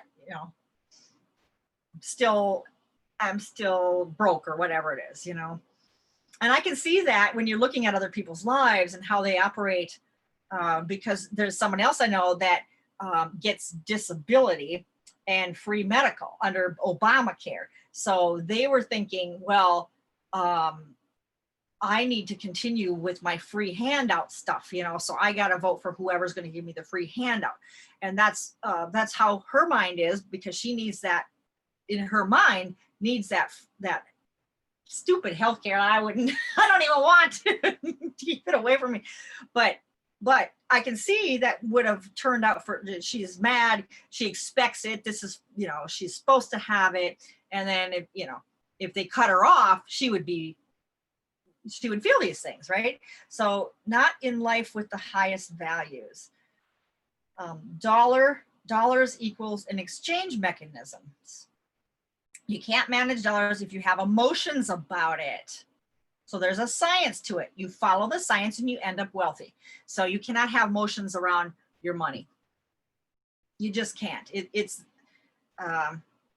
And I don't even really, like, some people really tabulate it like every day. They know exactly what's coming in. They know blah, blah, blah. It's like, you know what? You can tell me that as a business coach, but that's not what I'm going to do, because I value it, but it's not like I value that more than I value getting my charts out to my client that I said I was going to get them to them. See, I value that client and her service to me, that session I just had. I value that more than, oh, drop all that. I need to see how much money I made. That's great and fine, but it's in its own place, right? I mean, I can have a day set aside once a month or whatever it happens to be, where I go through my stuff, set it up, needs to be like that, great. And then I know what comes in and what goes out, fine. But the emotions around it, some people are so hung up in the that they're going to make more than somebody else. Now that's ego, right? So you get that in there, and it's gonna, yes, you gotta keep your emotions out of it. There is a science to it. So the number one blocks to wealth: shame and guilt. So we're clearing for shame and guilt, right? So how clear are we on shame and guilt?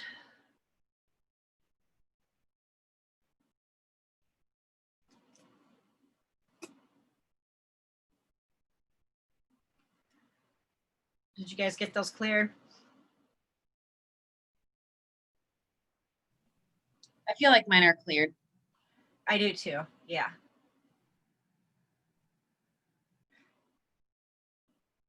Guilt is only 80% though, Carrie. For you, just a little bit more. Yeah. I feel like I'm clear. Can you check me?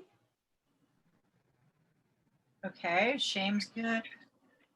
Yes. Yeah, feels good. Yep, so just a little bit longer for Carrie. So self-deprecate. All right, so you do something that you think is a mistake. So like you injected values of others into your life, and you compared their life with mine. You put them on a pedestal, and then it makes you feel unworthy. So self-deprecation. So you feel unworthy to receive, okay? Altruism then compensates for the shame and guilt and forces you back to center. And that's why we need to clear shame and guilt, because if you feel unworthy to receive, then you're going to need to continuously give to compensate for that shame or that guilt. And then you feel better. Yeah. So that's just crazy, because I can see that has been what I've done in the past.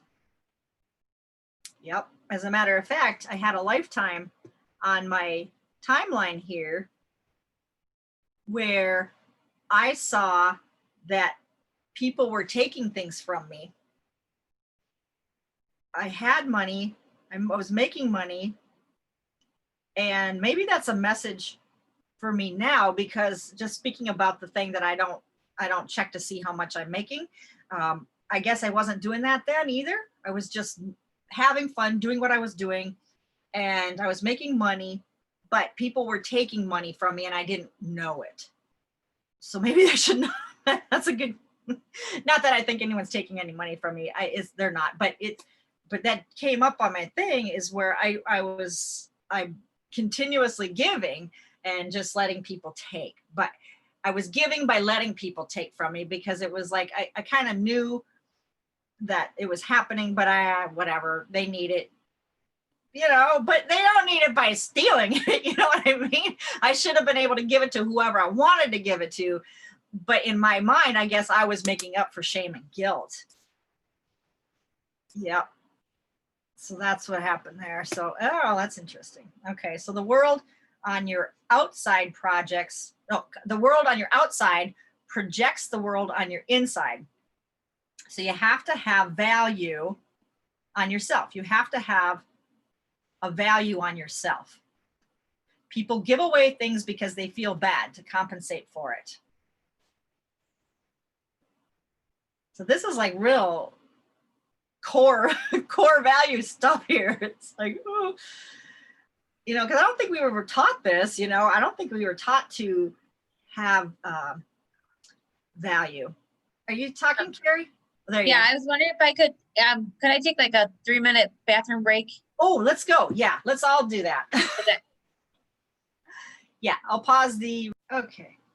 So the recorder's back on. Well, while we're talking and doing, going through the rest of this, let's clear suppression, oppressed, domination, and control.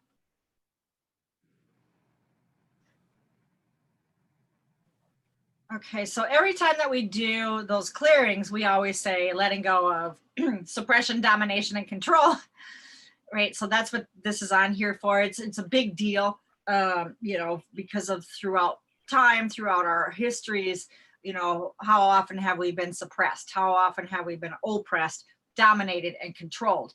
It's probably been in almost every one of our lives, except Lemuria. I didn't have that there. So luckily I have a lifetime where I know I wasn't that. But so there's probably a lot here to clear, right? So for suppression, let's just see how long it takes, okay? But just continue till you're 100% clear for suppression. Starting there. Okay, so let's go back to where we were. All right, so the world on your outside projects the world on your inside. So you have to have a value on yourself. So people give away things they feel bad to compensate for that. So people who don't value themselves, people who feel neglected or limited, or the lack and limitation, right? They probably don't value themselves that much, right? I know a guy who didn't value himself at all. And every time he got his paycheck on a Friday, he would totally cash it, put it in his pocket in cash. But would he go home and put the money away or do anything with? No, he went straight to the bar. And I've seen him, and he would grab money out of his pocket to pay for, and he'd be buying other people drinks and stuff. And money would be flying out of his pocket on the floor. And he would not even know, or maybe he knew, I don't know. But he, so half his paycheck was gone or more by the time he went home that night. And so then he'd work the rest of the week with barely nothing to make another paycheck on Friday and do the same thing again. So what did that say about himself, Yeah. So 200 benefits. Okay, so this guy is, okay, so making a list of 200 benefits of refining, polishing, and managing your business where it's more effective, efficient, and maximizing profits. So go through every step and prioritize things. So what he's asking for here is, it sounds like a lot, writing 200 benefits. If you would just say list out 20 benefits, you could probably do that fairly easily.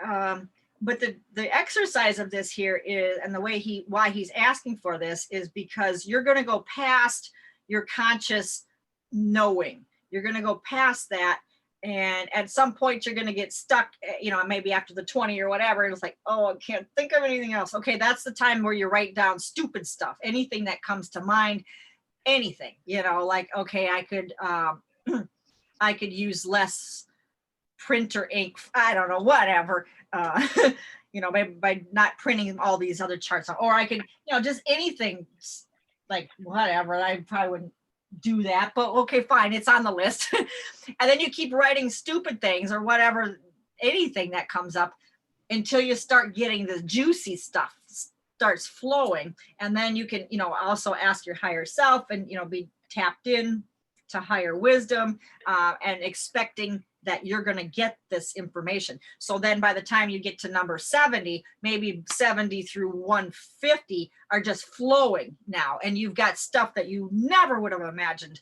never would have come to you if you would have just stopped at 20. So that's why he's saying 200 benefits, and it's to your benefit to do it. I did these. It's been a long time now, so I should probably redo them. But I remember that getting stuck, and nothing would come. And then finally, whew, a whole flow of things came out. And then prioritizing them, he says, you know, go through them and prioritize them, like making a number one by the stuff that you thought was just awesome, you know, or maybe, you know, that kind of thing. And then you're rewarded for being an entrepreneur who serves people, block themselves by thinking of self. Rewarded for being an entrepreneur who serves people, block themselves by thinking of self. I was taking shorthand, so it's not a full sentence. I don't know. Idea, research, Google online. What are people looking for? Find that with the biggest spreads. You know, you could, like, this is just an example. And this is a good example. Like, if you have no money at all, you can make money by being the middle guy between two ends of a deal, right? So you just be the broker of a deal. So find out, you know, what are people looking for, and then find somebody who's providing that. So how can you get that to these people, and get an affiliate with them, right? So there's affiliate deals out there all over the place, that you can just be that guy that sets them up, and you get a cut. So feel bad about being poor. That's a signal to get you to care enough to serve, right? So you're not making enough money. You probably maybe heard this before. You're not serving enough people. And that's true. It is true, because I started making more, obviously, the more people I was serving. You know, when I just limited myself to, oh, you know, I've got 2 clients, you know, starting out, you know, and I'm just going to put everything into what I'm doing. Oh, I researched all kinds of stuff. Oh yes, now this is really great for this person. Now I've spent all my time doing for just these 2 people. That's all I'm going to make, is just whatever these 2 people are going to pay me. But when I started expanding it and thinking, okay, how can I get more people? And that's when I said, okay, so I can do the webinars. I can get more people on the webinar and deliver it once to all of these people. Now I'm making, you know, whatever, let's just say 50 people instead of 1. You know, I can deliver it to 50 instead of 1. So therefore I'm serving more people. Yeah. It's how many people can you serve? How many, and see, this is the thing too. And I just want you to be aware of this if you aren't already, or if you hadn't been, but you think back about, well, you know, how some people say, well, you know, you're supposed to be poor, like Mother Teresa. Mother Teresa was not poor. Not at all. She had people that were behind her, that supported her, that gave her what she needed to be able to do whatever she did. You know, she was fully supported. Absolutely fully supported. Same with Jesus, right? They say, oh, you know, he gave to the poor and all this. And so, you know, like you're imagining that this is a good thing, you know, to be poor and and so forth, to be able to follow, you know, the Christian life or whatever. No, Jesus had backers. He had supporters. He had money coming through, right? You can't just go traveling the countryside with all these people without any money. You had to have, right? So these, I don't know if they were all the apostles or whoever, the 12 guys or something, if they had money or what, but they would fish, they would do things, they would sell things, they would, and Mary Magdalene, I guess, was the brains behind a lot of this. She made business deals, and I guess she brokered business deals and stuff like that, and made money. She was a very financial wizard or something, but they made money along the way, right? So yes, feeding all those fishes and loaves of bread, great. They did that, but they were able to manifest them by putting into practice the principles of, you know, how to get money, right? So there's no you know, no, what do you call, loyalty or no whatever to being poor. It's not a thing that, oh, you should be poor to. It's not. It's all made up, right? It's all made up just to get your money, apparently. So, and then writing 200 benefits of building a business that serves ever greater numbers of people. So how could that be? So I got, you know, one, you know, doing a webinar, right? But 200, that sounds like a lot. But again, you know, you're going to have a lot of things that come through that you would never have thought of before. And then same thing, writing 200 benefits of saving in ever increasing portions of profits. The benefits of saving. So what could that do for you? Or, you know, what could you do with that? Or how would that play out for you? Why it would be a benefit. So 200 benefits of investing in ever greater leverage yields and rewards. So investing, wherever that investment, you know, would be. And so that could be a big open category too. So unfulfilled highest values. Okay, so if you have very high values about something, but they're unfulfilled, that's an addictive behavior. So it attracts us to get rich quick sharks, cause of bleeding. So a dopamine fix, someone tells us what we want to hear. So yeah, someone tells us what we want to hear, attracts us to get rich stuff, but that's because it's our highest values, but we haven't fulfilled them. We haven't done anything about them. So having a value, but using it then to using the principles of building wealth instead of just going from one shiny object to the next, right? So then writing 200 benefits of amassing a vast fortune. So you have to have a desire to build it and the ability to find out what you love and have the ability to not have to do it, but because you're inspired to do it. So amassing a vast fortune, yeah. Selling screwdrivers, I don't have any desire to do that. It's nothing that I love. I don't really have the ability. I'm not inspired to do it. You know, so I can't amass a vast fortune by doing that. There's no way. Yeah. So what is it then? Finding out what you love, having the desire there. So then creating 200 benefits of creating financial across a cause that leaves a legacy. So there you could invest in growing consciousness or inspiration.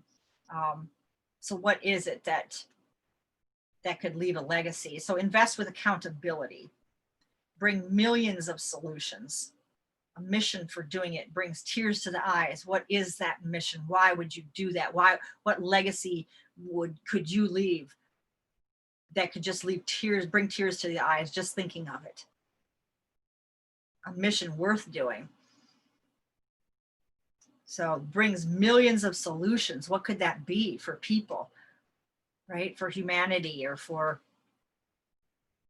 you know, and so that's the writing the 200 benefits. Right now, you're probably going, I don't know, but just getting the pen going or the keyboard, you know, just getting the fingers on the keyboard and just starting to type anything will start the flow going. So focus on service and your debt disappears. When you focus on your debts, service goes away, and don't resent your debts. Thank your investors. Yeah, so thinking of it the different way. So instead of focusing on your debts and resenting them, instead, if you're focusing on your service and you're thanking the people who invest in you, and that's, I guess, what I was saying is I don't look at what I'm making every day. Some people probably, you know, business coaches think I'm nuts, I guess, but to me, it's not that I'm not that focused in the income as much as I am focused on what I'm doing on a daily basis, serving the clients that I have and so forth. And the money is obviously coming in. I wouldn't have had that client if there was no money attached to that client. So obviously it's coming in, you know. I just don't focus on how much I need. Oh my God, I gotta have that, blah, blah, blah. And that's great, but that's why you put that out there in your bubble, and now you sent it off, right? So don't have to continually focus on that. Just know it's coming. So so focusing on service and your debt disappears. So servicing more people, your debt's going to go down quicker. So wealthy pay themselves first, and then taxes second, and their lifestyle third, and business expenses fourth. So the wealthy pay themselves first, and that's those buckets that you have where you're going to put in money for investing, money for saving, money for entertaining, and then they pay their taxes. They have a separate bucket for the taxes, and then lifestyle. You know, maybe you have a smaller percentage that goes into the lifestyle bucket than you did for your, you know, for whatever your mortgage or whatever, but you're still putting it in there, and then business expenses. So that's how the wealthy pay themselves. And others pay business bills first and higher taxes. Or if you're working for others, you're paying the government first, always, because they're taking their taxes out of your check every week. I don't pay the government every week. I barely pay the government at all. Seriously, if you have a good enough accountant, tax accountant, and of course I'm paying. I've got I'm paying my dues, right? But therefore you got to have a smart accountant to know what things you can. Because if you're just going to go to H&R Block, I did that once, and they didn't allow they didn't put any of the like my deductions. I'm going, I'm kind of used to these. That's not right. And it's like, apparently you don't know much about businesses, because I never went back, right? So you get the right accountant. They know what to do with your, business accountant. Don't just go to H&R Block. They will mess you up. So others pay things like, if you're going to be in business for yourself, you pay yourself first. I always do. And then, so this is going to relieve you, if you're working for someone else, to not pay the government first and all the other shit. And then whatever's left is yours, but that's not how the wealthy do it. So, increase your lifestyle, then increase your savings and taxes too. So that's great if you want to buy a new house or, upgrade your living situation, but then you're going to need to increase the other areas too. So use debt only for return on investment. So only go into debt if it's, there's can be a return on it. Just like, going to school, you want to be sure that you're, can get out of school, you can get a job or do something, with the information that you just learned. That would be return on investment. Some colleges and universities, you have to kind of wonder because, you know, you just paid $100,000 or 2 or 3 or whatever, come out and, you know, how long is it going to take you to get that return back on your investment? That's a huge investment. And there better be something good you learned in there to get that, income coming in from what you learn. So only borrow on things that make you money. So that's, if it's a car, well, how's that going to make you money, right? So therefore, maybe you shouldn't be buying the brand new car. Yeah, you got to have transportation, but is there some way you can get that transportation at a lowered or reduced, cost, right? So I've bought I used to buy brand new vehicles. And it was because of that husband that I had. It's like, oh, well, then trade it in. And then, yeah, you trade it in, but you still owe on it. So they tack that onto the bill for the next car you got. Now your monthly payment's bigger. And he used to keep doing that. And it's like, son of a gun, that car's not worth that much. Are you kidding me? I don't want to do this anymore. Stop it, And so then now I have like my van. It's a beautiful van, and it only had 20,000 miles on it when I bought it. But there's no way I would be paying what the little amount that I paid, like $245 a month. I would probably be paying like $500 a month for it if I got it before the 20,000 miles, right? So, and then the truck's the same thing. I think there was 20 on there, something like that. But if you're going to be doing things that aren't going to make you money, now, of course, when I had the van, I was doing advertising. Originally, when I first bought it, I was doing advertising. So that made me money because I had to drive around to different businesses and stuff. So in a sense, yes, I was using that for making money. But otherwise, looking at it, do I really need that bigger house? Is there a reason? Am I going to make more money in my business? Do I have to have it because I needed a bigger office, or what is it, right? So looking at things that way, not just an emotional, like, oh gosh, I just have to have that. It's so nice. People will look at me and think I, see my new car as I drive by or whatever. But that's emotional. Just know that that's emotional. So what about the idea that, since you mentioned housing, like a house is potentially a return on investment, you're hoping anyway, ultimately, yeah. Right? Yeah. So not that you're saying don't just buy a bigger house for emotional reasons, but let's say you need to move for whatever reason. So that could be your investment. Yes, absolutely, could be part of your investment plan.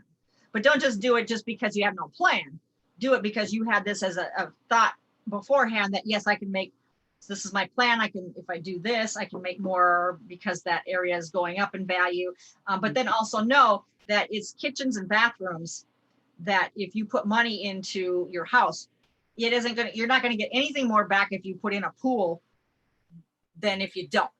Usually it's if you upgrade your kitchen and you upgrade your baths, there you're going to get the money back. So that return on investment, they don't care that you just repainted all of the interior. So what? You just wasted your money. If you're just going to, more people will see it looks nice, but you're not going to get it, an extra nickel because of it. You might get people that, buyers now, but yeah, I gotcha. Yeah. But yeah, it's that just kind of know why are you doing that? If it's just so that you get, your ego stroke because you drive by in a nice, beautiful car, wave at people or something, that's not the idea. Just get your ego out of it and know what it is, why you need that, why you want it for what, So for saving, so minimum amount or 2%, whichever is greater, something will always come in to make that minimum amount. Just like when I decided I wanted that, or I chose to get that trust for $7,500, I thought, okay, well, something's gonna have to come in to make that money. And it did. So ask, what can I save right now? So can I save 1%? Can I save whatever it is for certain? And then do that for 3 months and don't miss it. So just by doing it, the act of doing it it's kind of ceremonial in a way because it's going to work for you. It's going to start working for you. So you do it for 3 months, you put it in there, And then if you have a bigger month, then you add more. And then you don't ever turn back. If you were at 2%, you never go down. You might go to 3% or 4 or whatever. You never turn back. You just add to it as a regular monthly debit. And so when you demand more from yourself, you get a supply. You get it.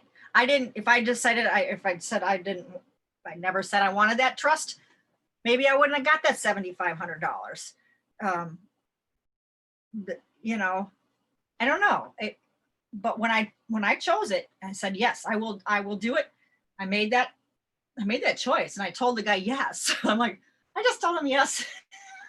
I'm thinking, geez, whatever. So it doesn't matter when do you want to? It doesn't matter when do you want to. Okay, age less when you're inspired. That's true. Knowing your mission is a secret of mastering your life. Denying our divinity holds us back from our magnificence. Own the traits of wealthy people. See their traits inside us. See them as equal. Nothing is missing in us. There's a, Napoleon Hill, Think and Grow Rich, that book. He's got something in there about, the traits of the wealthy people, and see their traits in us. So you could see somebody that you admire, and maybe they're making, a really good income or whatever, doing what they love. And if that person is similar to what you kind of have in mind, what you're seeing for yourself, see what they do. What do they do? And how do they do it? And find out as much as you can about what these people do, because they definitely see things differently from poor people, poorer, people without financial means. And things became much more clear to me too, when I started making money. And I can see where I used to be in those states where I doubt it. It was doubt, I doubted myself. But when I started to just know that, just that knowing, and I guess that when that, like that minister said, you have faith, those people, I don't see them having any faith, but you do. It's like that faith. And even though I'm not religious, I still have that faith. I have that knowing. I have that confidence. I just know what I do is helping people, and it's worth something. It has a value. So I just know, I keep that in my own mind. And I just continue to add on to that. And so how much better can I be? How can I add more value? And asking questions like that, how can I add more value? I did that last weekend, as a matter of fact, and what else can I add on? What more can I do? So maybe, it's giving them, like for Carrie, if you're looking at the gut thing, leaky gut or whatever.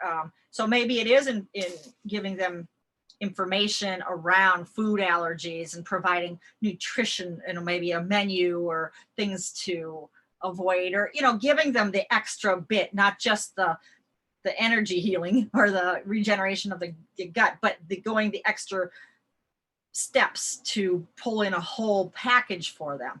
Maybe that's how much more can you do, right? So providing and stacking on more value, when it might not be much for you, because if you do it one time, you do all that research, you've got that, you can sell it over and over and over and over and over, for the just different clients.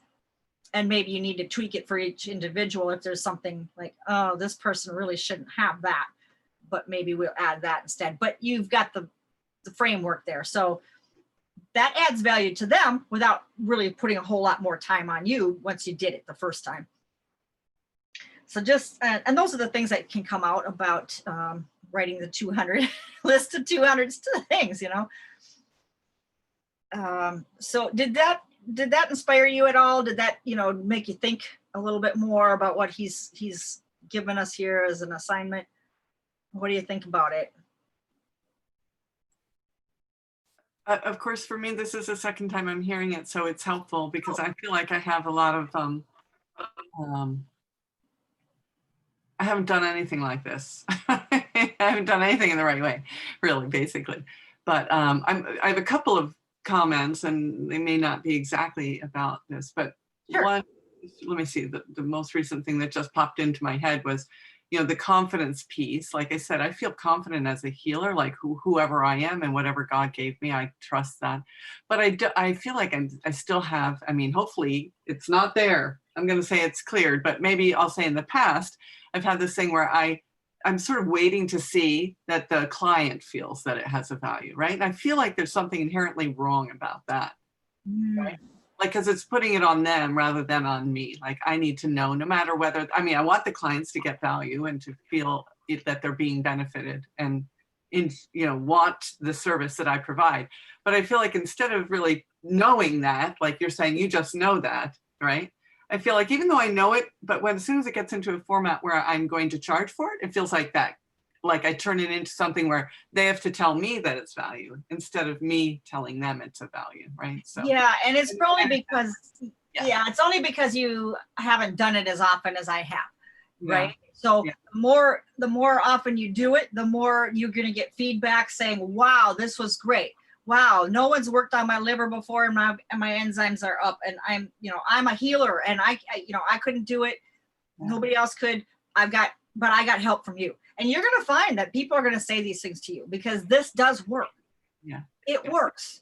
And so if you just follow what we've laid out here, it'll work for you. And you're going to get the same replies from people too. Okay. Well, that's Yeah. That's a nice affirmation. Yeah. And that's where you're going to build the confidence. Yeah. It'll just be there automatically because people are telling you that I would anticipate the people who won't feel a value. That's where the mental problem has been. It's done. I've crossed off those agreements and cut up those contracts. So, but there's that thing, like I'm sort of waiting, because I grew up in a family that doesn't believe anything or believe me or believe, so I'm surrounded by that, always answering to the people who are the negators of something, instead of just being, okay, that's who they are. I'm here and this is my value and this is what I can offer. Yeah. Just, yeah. And there's another clearing we can do around confidence as well. I'll find that for you too, because I think that's going to be a big piece. And there's some other stuff to clear around confidence and stepping out and stepping forward, stepping into your mission. Yeah. I've got that stuff in here too. Yeah. I mean, I think it's being touched on all the different clearings are sort of pulling on those same threads in a way, right? Like the suppression, oppression, domination, control. Yeah. That's what all that acts as. Yeah. So but I look forward to that clearing. And the other thing I want to say is just the idea about the savings. So what if you don't really have much income now? So let's say you do one session. So how do you pay yourself out of one session, or let's say you have one session and the first month you open up for business, so just ideally, like energetically, what would you do? Let's say you get $200 or something. So then just say you're going to do 1%. 1%. Yeah. Yeah. Okay. So you just take that and put it away, and then the rest you do into your other bucket. Yeah. Well, yeah, $2 or 1% into each bucket. So $2 in here, $2 in there, so maybe you got 5 buckets. So you put $10 in there, Okay.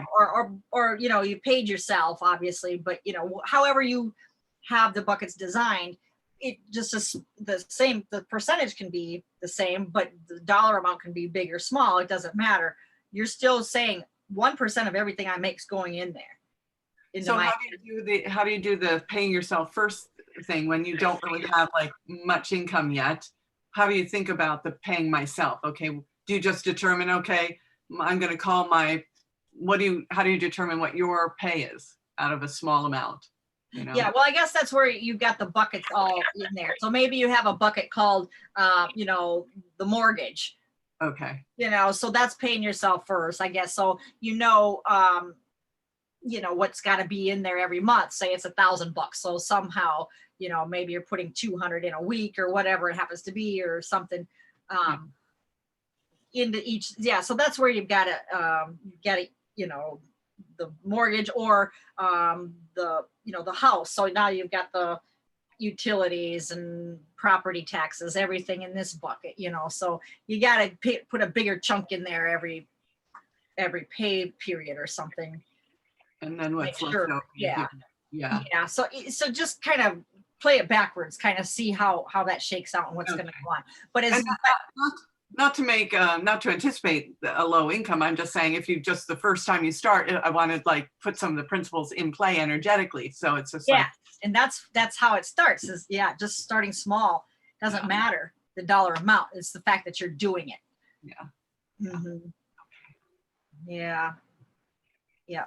Very good. So, and then we're going to want to do suppression, domination, oppressed. Okay. And then self-deprecation. Make sure that we do. And then this one, how many DNA programs too. So we can clear this, clear these, but then we should also know, also let's do DNA around each of them too. So those are DNA programs that have, so you've got oppressed, just clearing oppressed, but then looking at DNA around it. That plus DNA. Got control plus DNA. Self-deprecation, and then unworthy to receive. See if we can clear this. Next. And that plus the DNA around it.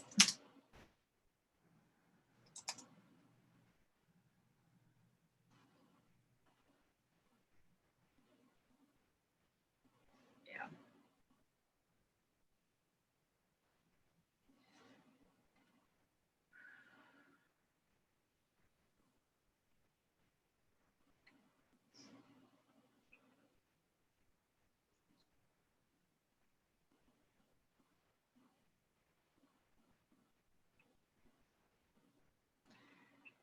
Yep. And then we're going to see, is there,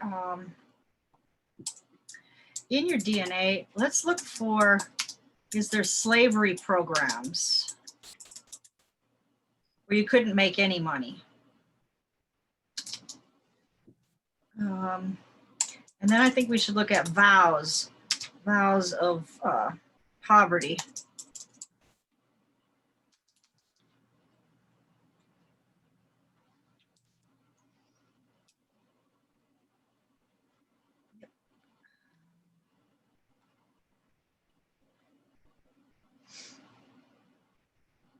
Yep.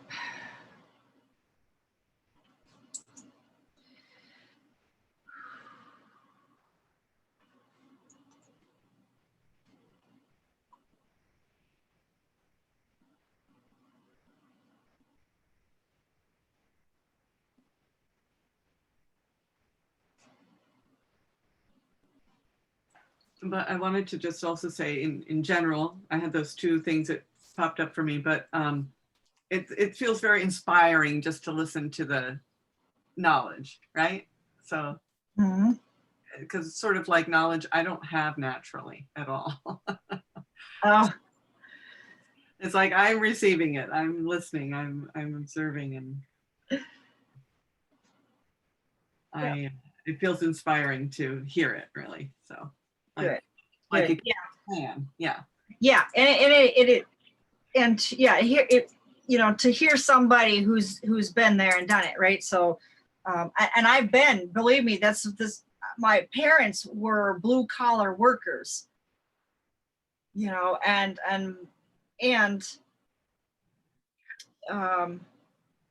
so my dad, he was a foreman, but he worked for a company, and my mother was a teacher, so they did okay, but still it was still paying the bills and getting, going through Hard work. hard work, right? Yeah. And they paid the government first, and then, so it was, to me, I saw that this is what you do. I thought you had to get a job I never know you could do your own business. I didn't have that as my upbringing. So yeah, I didn't have any anything to go off from. So I worked for other companies and made a lot of money for a lot of people, made a lot of people rich. Let's put it that way. Not me. I wasn't making myself rich. I made a lot of people rich by doing what I did. I had a good work ethic, for Minnesota. Yeah, but as far as doing it for me, it didn't come as that's what you did. You just worked for other people. That's like, oh yeah. Like your needs or I mean, you might not have felt this way consciously, but it ends up being like your desires aren't important. Like it's about serving, Yeah. but not in a service sense, but like more in an indentured servants. Right. So you were being paid, but yeah, you're not getting paid what you could have been getting paid if you were just doing the same work for yourself, right? Because that seemed like not something you had open to you, right? You do what other people decide. They provide a job for you, and then you feel grateful you got that, right? And then yeah, right. Yep. And there's nothing wrong with feeling grateful that you got that paycheck. Nothing at all wrong with that. As a matter of fact, you do feel grateful that you got that. But then look at how can I further expand what I'm doing, writing those 200 things. How can I do it? How can I, just coming up with, wow, that's never thought of that before. Other people, I guess, are doing it. Maybe I could do that too, and how does that look? Maybe research to see what other people or how they're doing it. yeah. And then just get inspired, Yeah, that you matter, like your own inner desires are important as well. Yeah, not that it's not a good thing to have a paycheck. That's a great thing. Yeah, absolutely. Nothing wrong with having a job or having money or an income. And that's what I told too. If you're not grateful for that, then you got to start there. You got to start being grateful for others giving you money, in however that came. Mm-hmm. I've had such a history of working in situations where I just work so hard and don't get compensated in an appropriate way. So it's just, yeah. So that's why I'm making that comment, so you were working hard making somebody else money, but you weren't getting the requisite amount that could have been based on what you were putting into it, so. Yes, I know. Oh my gosh. If I was doing that for myself, wow. And that's when the realization came to me, that, wow, look at, but then it was that fear, like, okay, great. So I could do it for them, but what if I can't do it for myself? That for me, it's like, what if I have to do it for myself and I decide something happens, or like I've had health issues or I don't like doing it all of a sudden. Now you feel pressured to do it. Like, I feel like that. What if I decide I want to do this and then I get involved and it's like, I hate doing it. It's like oppressing me again or something. Yeah. Yeah. But then you can always check on my, excuse me? I was gonna say, as if you could check on my, the DNA on my domination. I was checking for the recessive genes. Yeah. I got a really high number, so I thought if you could check and see if my number's off on that. Domination. Okay. What'd you get? It's got like 18 or 19, something in there. Yeah, maybe 25. Okay, well, I thought maybe I quit because I was like, I must be way wrong.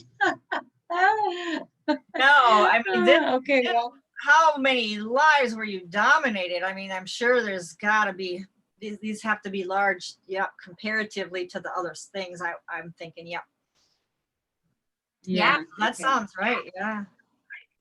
Okay. I'm gonna let's check here.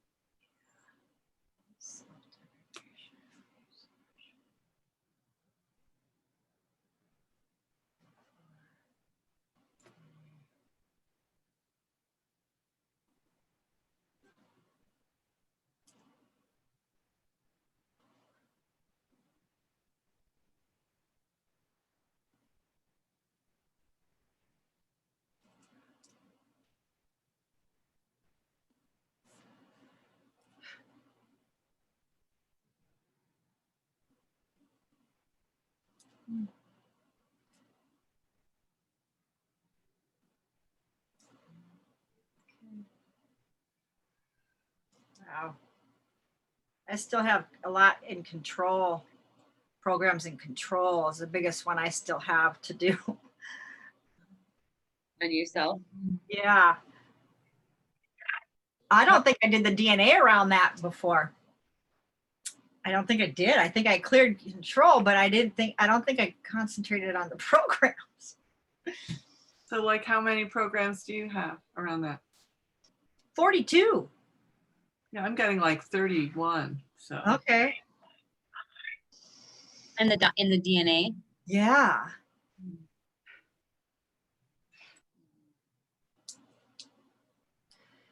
Yep. Self-deprecation.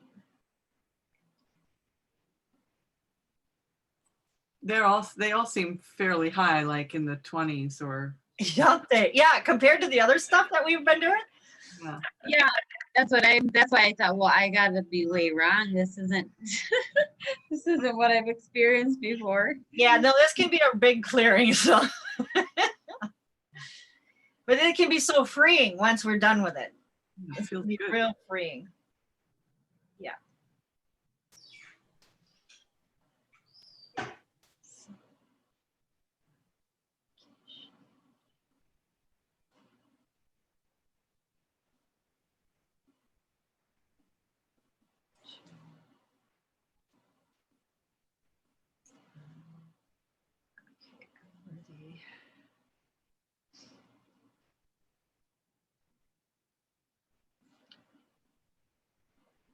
Okay, yeah, and then slavery programs, vows of poverty. Mhm.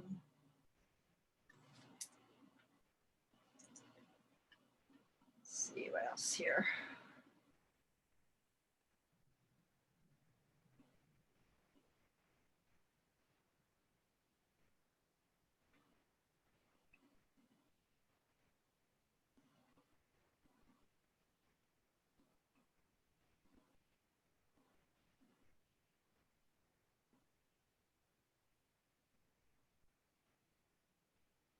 And then you could also see, are there any blocks to doing the exercises or the to-dos here? And you might want to clear those if you're finding like, oh my gosh, I can't do the lists. The number 200 is scaring me. I can't even do one now or something. Well, okay, maybe you need to find out what blocks there are to doing those exercises, because there's got to be something that comes up around those. If that's, so chart it.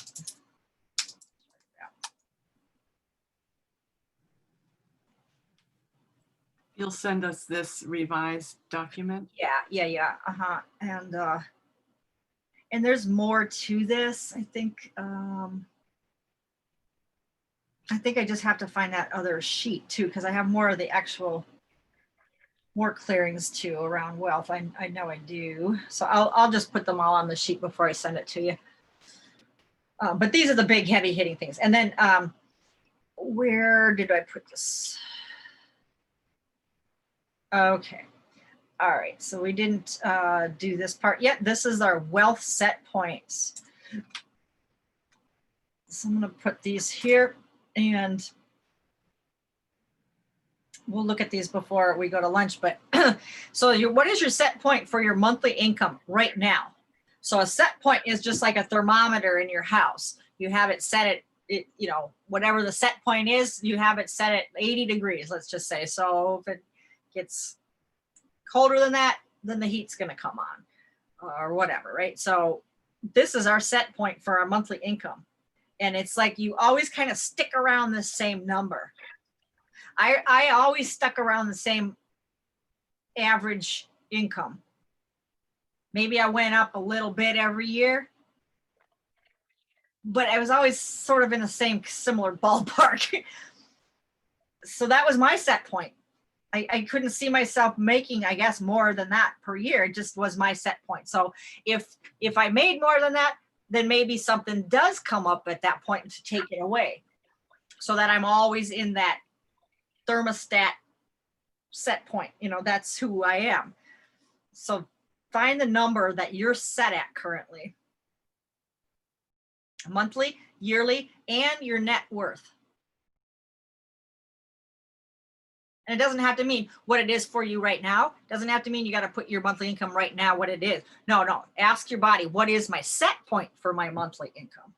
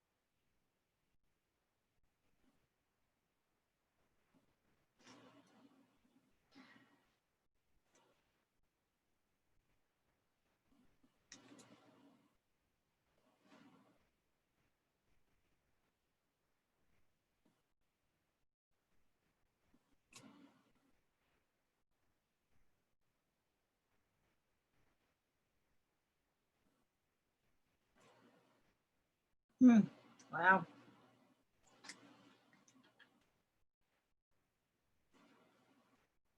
Yeah, so once you get these numbers in here, then we're going to clear, do clearings around these, and just, you're going to be sending in the golden, just golden healing light into, into that number, and intending that you're increasing that number. You're increasing that number, increasing the number. And then you can check to see what do you got it up to now. You know, so clear, clear, clear. What have I brought it up to? So, you know, maybe by tomorrow or whatever, and just see, you know, what have I got that up to? I'm concentrating on this. I'm putting my intention in this to increase my monthly set point, my yearly set point, my net worth set point. Then check back. Okay, so now instead of 100,000, now it's 110 or whatever, something like that.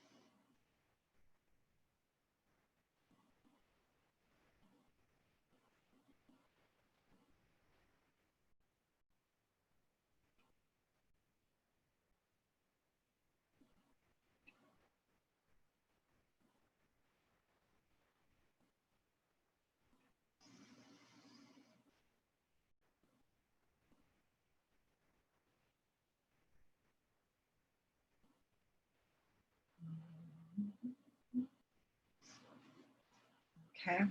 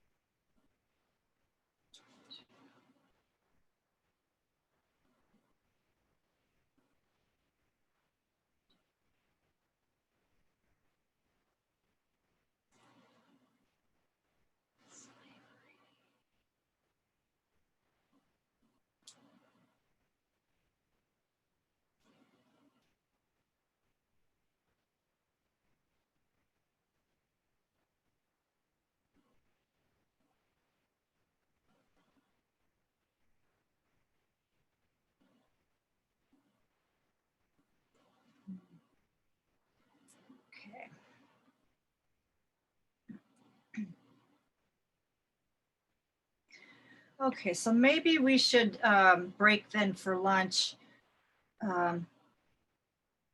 Continue to work through these, intending that you're clearing this stuff over lunch, and then we can kind of see if we've made it,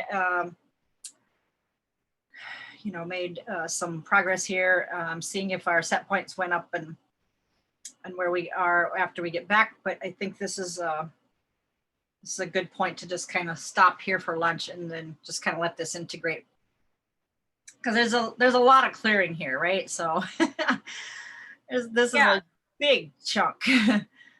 Yeah. Yeah, that sounds good.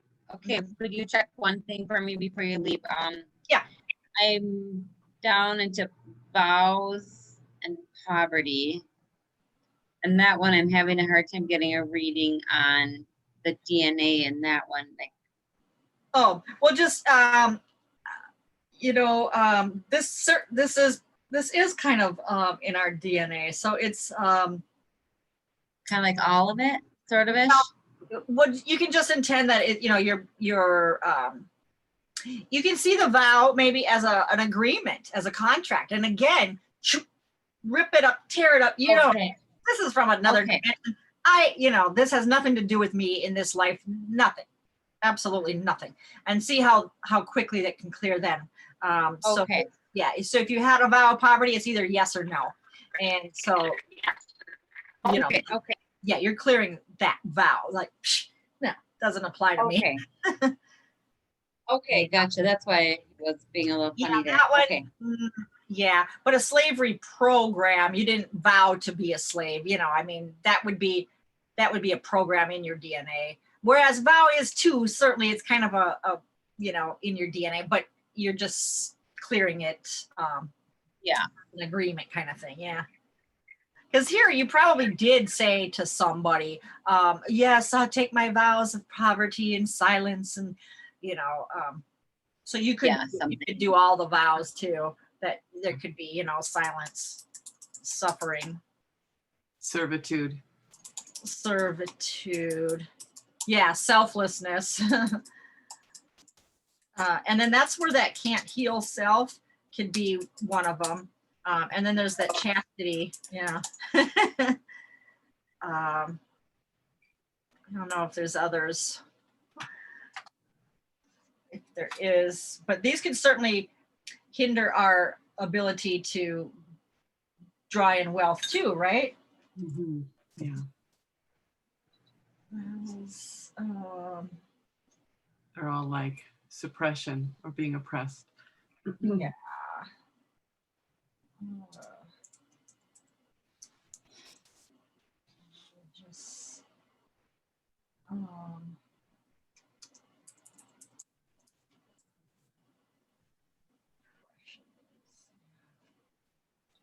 I don't know if they're going to list them, but I don't know if you can find more on the internet or whatever. Celibacy, obedience. That might be one. Yeah. Oh boy. Yeah, all this stuff. Because I know I've been Catholic. I don't know about any of you, but and nothing wrong about. I mean, I have friends that are Catholics, and some of them don't make you go through all this, but for the old time stuff, they sure did. Yeah, that's too long to read. Theology of vows. Oh God. There's more that you can think of. Let's add them to the list, but let's definitely clear this stuff. If you got a yes to it, right? You might not have a yes to all of it. They're all kind of self-denial vows. Some vows of some kind of self-denial, like right. Yes. Self or denying needs. Selflessness, self-denial. In theory, in service to God, right? But it's not at the expense of the human.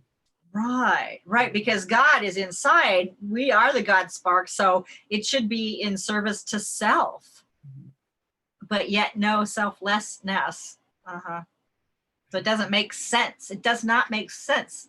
You know, I never thought it made sense. Went to church. I never got it. I'm like, there's too many unanswered questions here.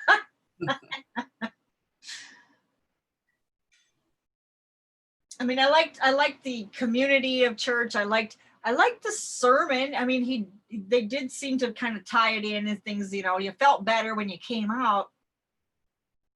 But I did not like where, you know, you were made to feel less than.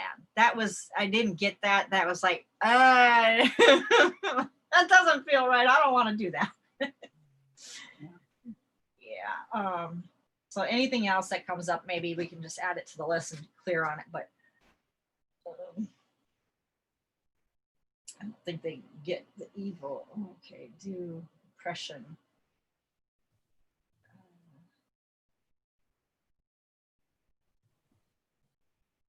Okay, so yeah, poverty. Oh wow, the vow of poverty leads a nun to imitate Jesus, who for our sake became poor, although he was rich. I don't know. I don't think he was ever poor. Okay, chastity, obedience, and poverty. Okay. Anything else? Obedience. Okay, I guess we're coming up with the same ones here.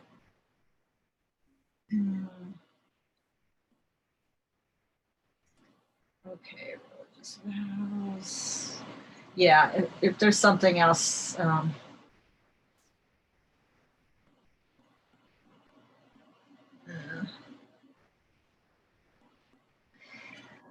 Yeah. All right. So, well, I guess lack and limitation. Let's just put this on not under vows, but let's just put these as separate ones to clear. And maybe there's, you know, we'll clear that and then look at DNA. Is there, you know, DNA around lack? How many programs? And then is there around limitation? How many programs? Because those are big as well. So, all right. Okay, so it's you want to come back at about 10-2, somewhere in there, 10-2, somewhere in there, and we'll regroup. Okay, so I'll stop the recording here.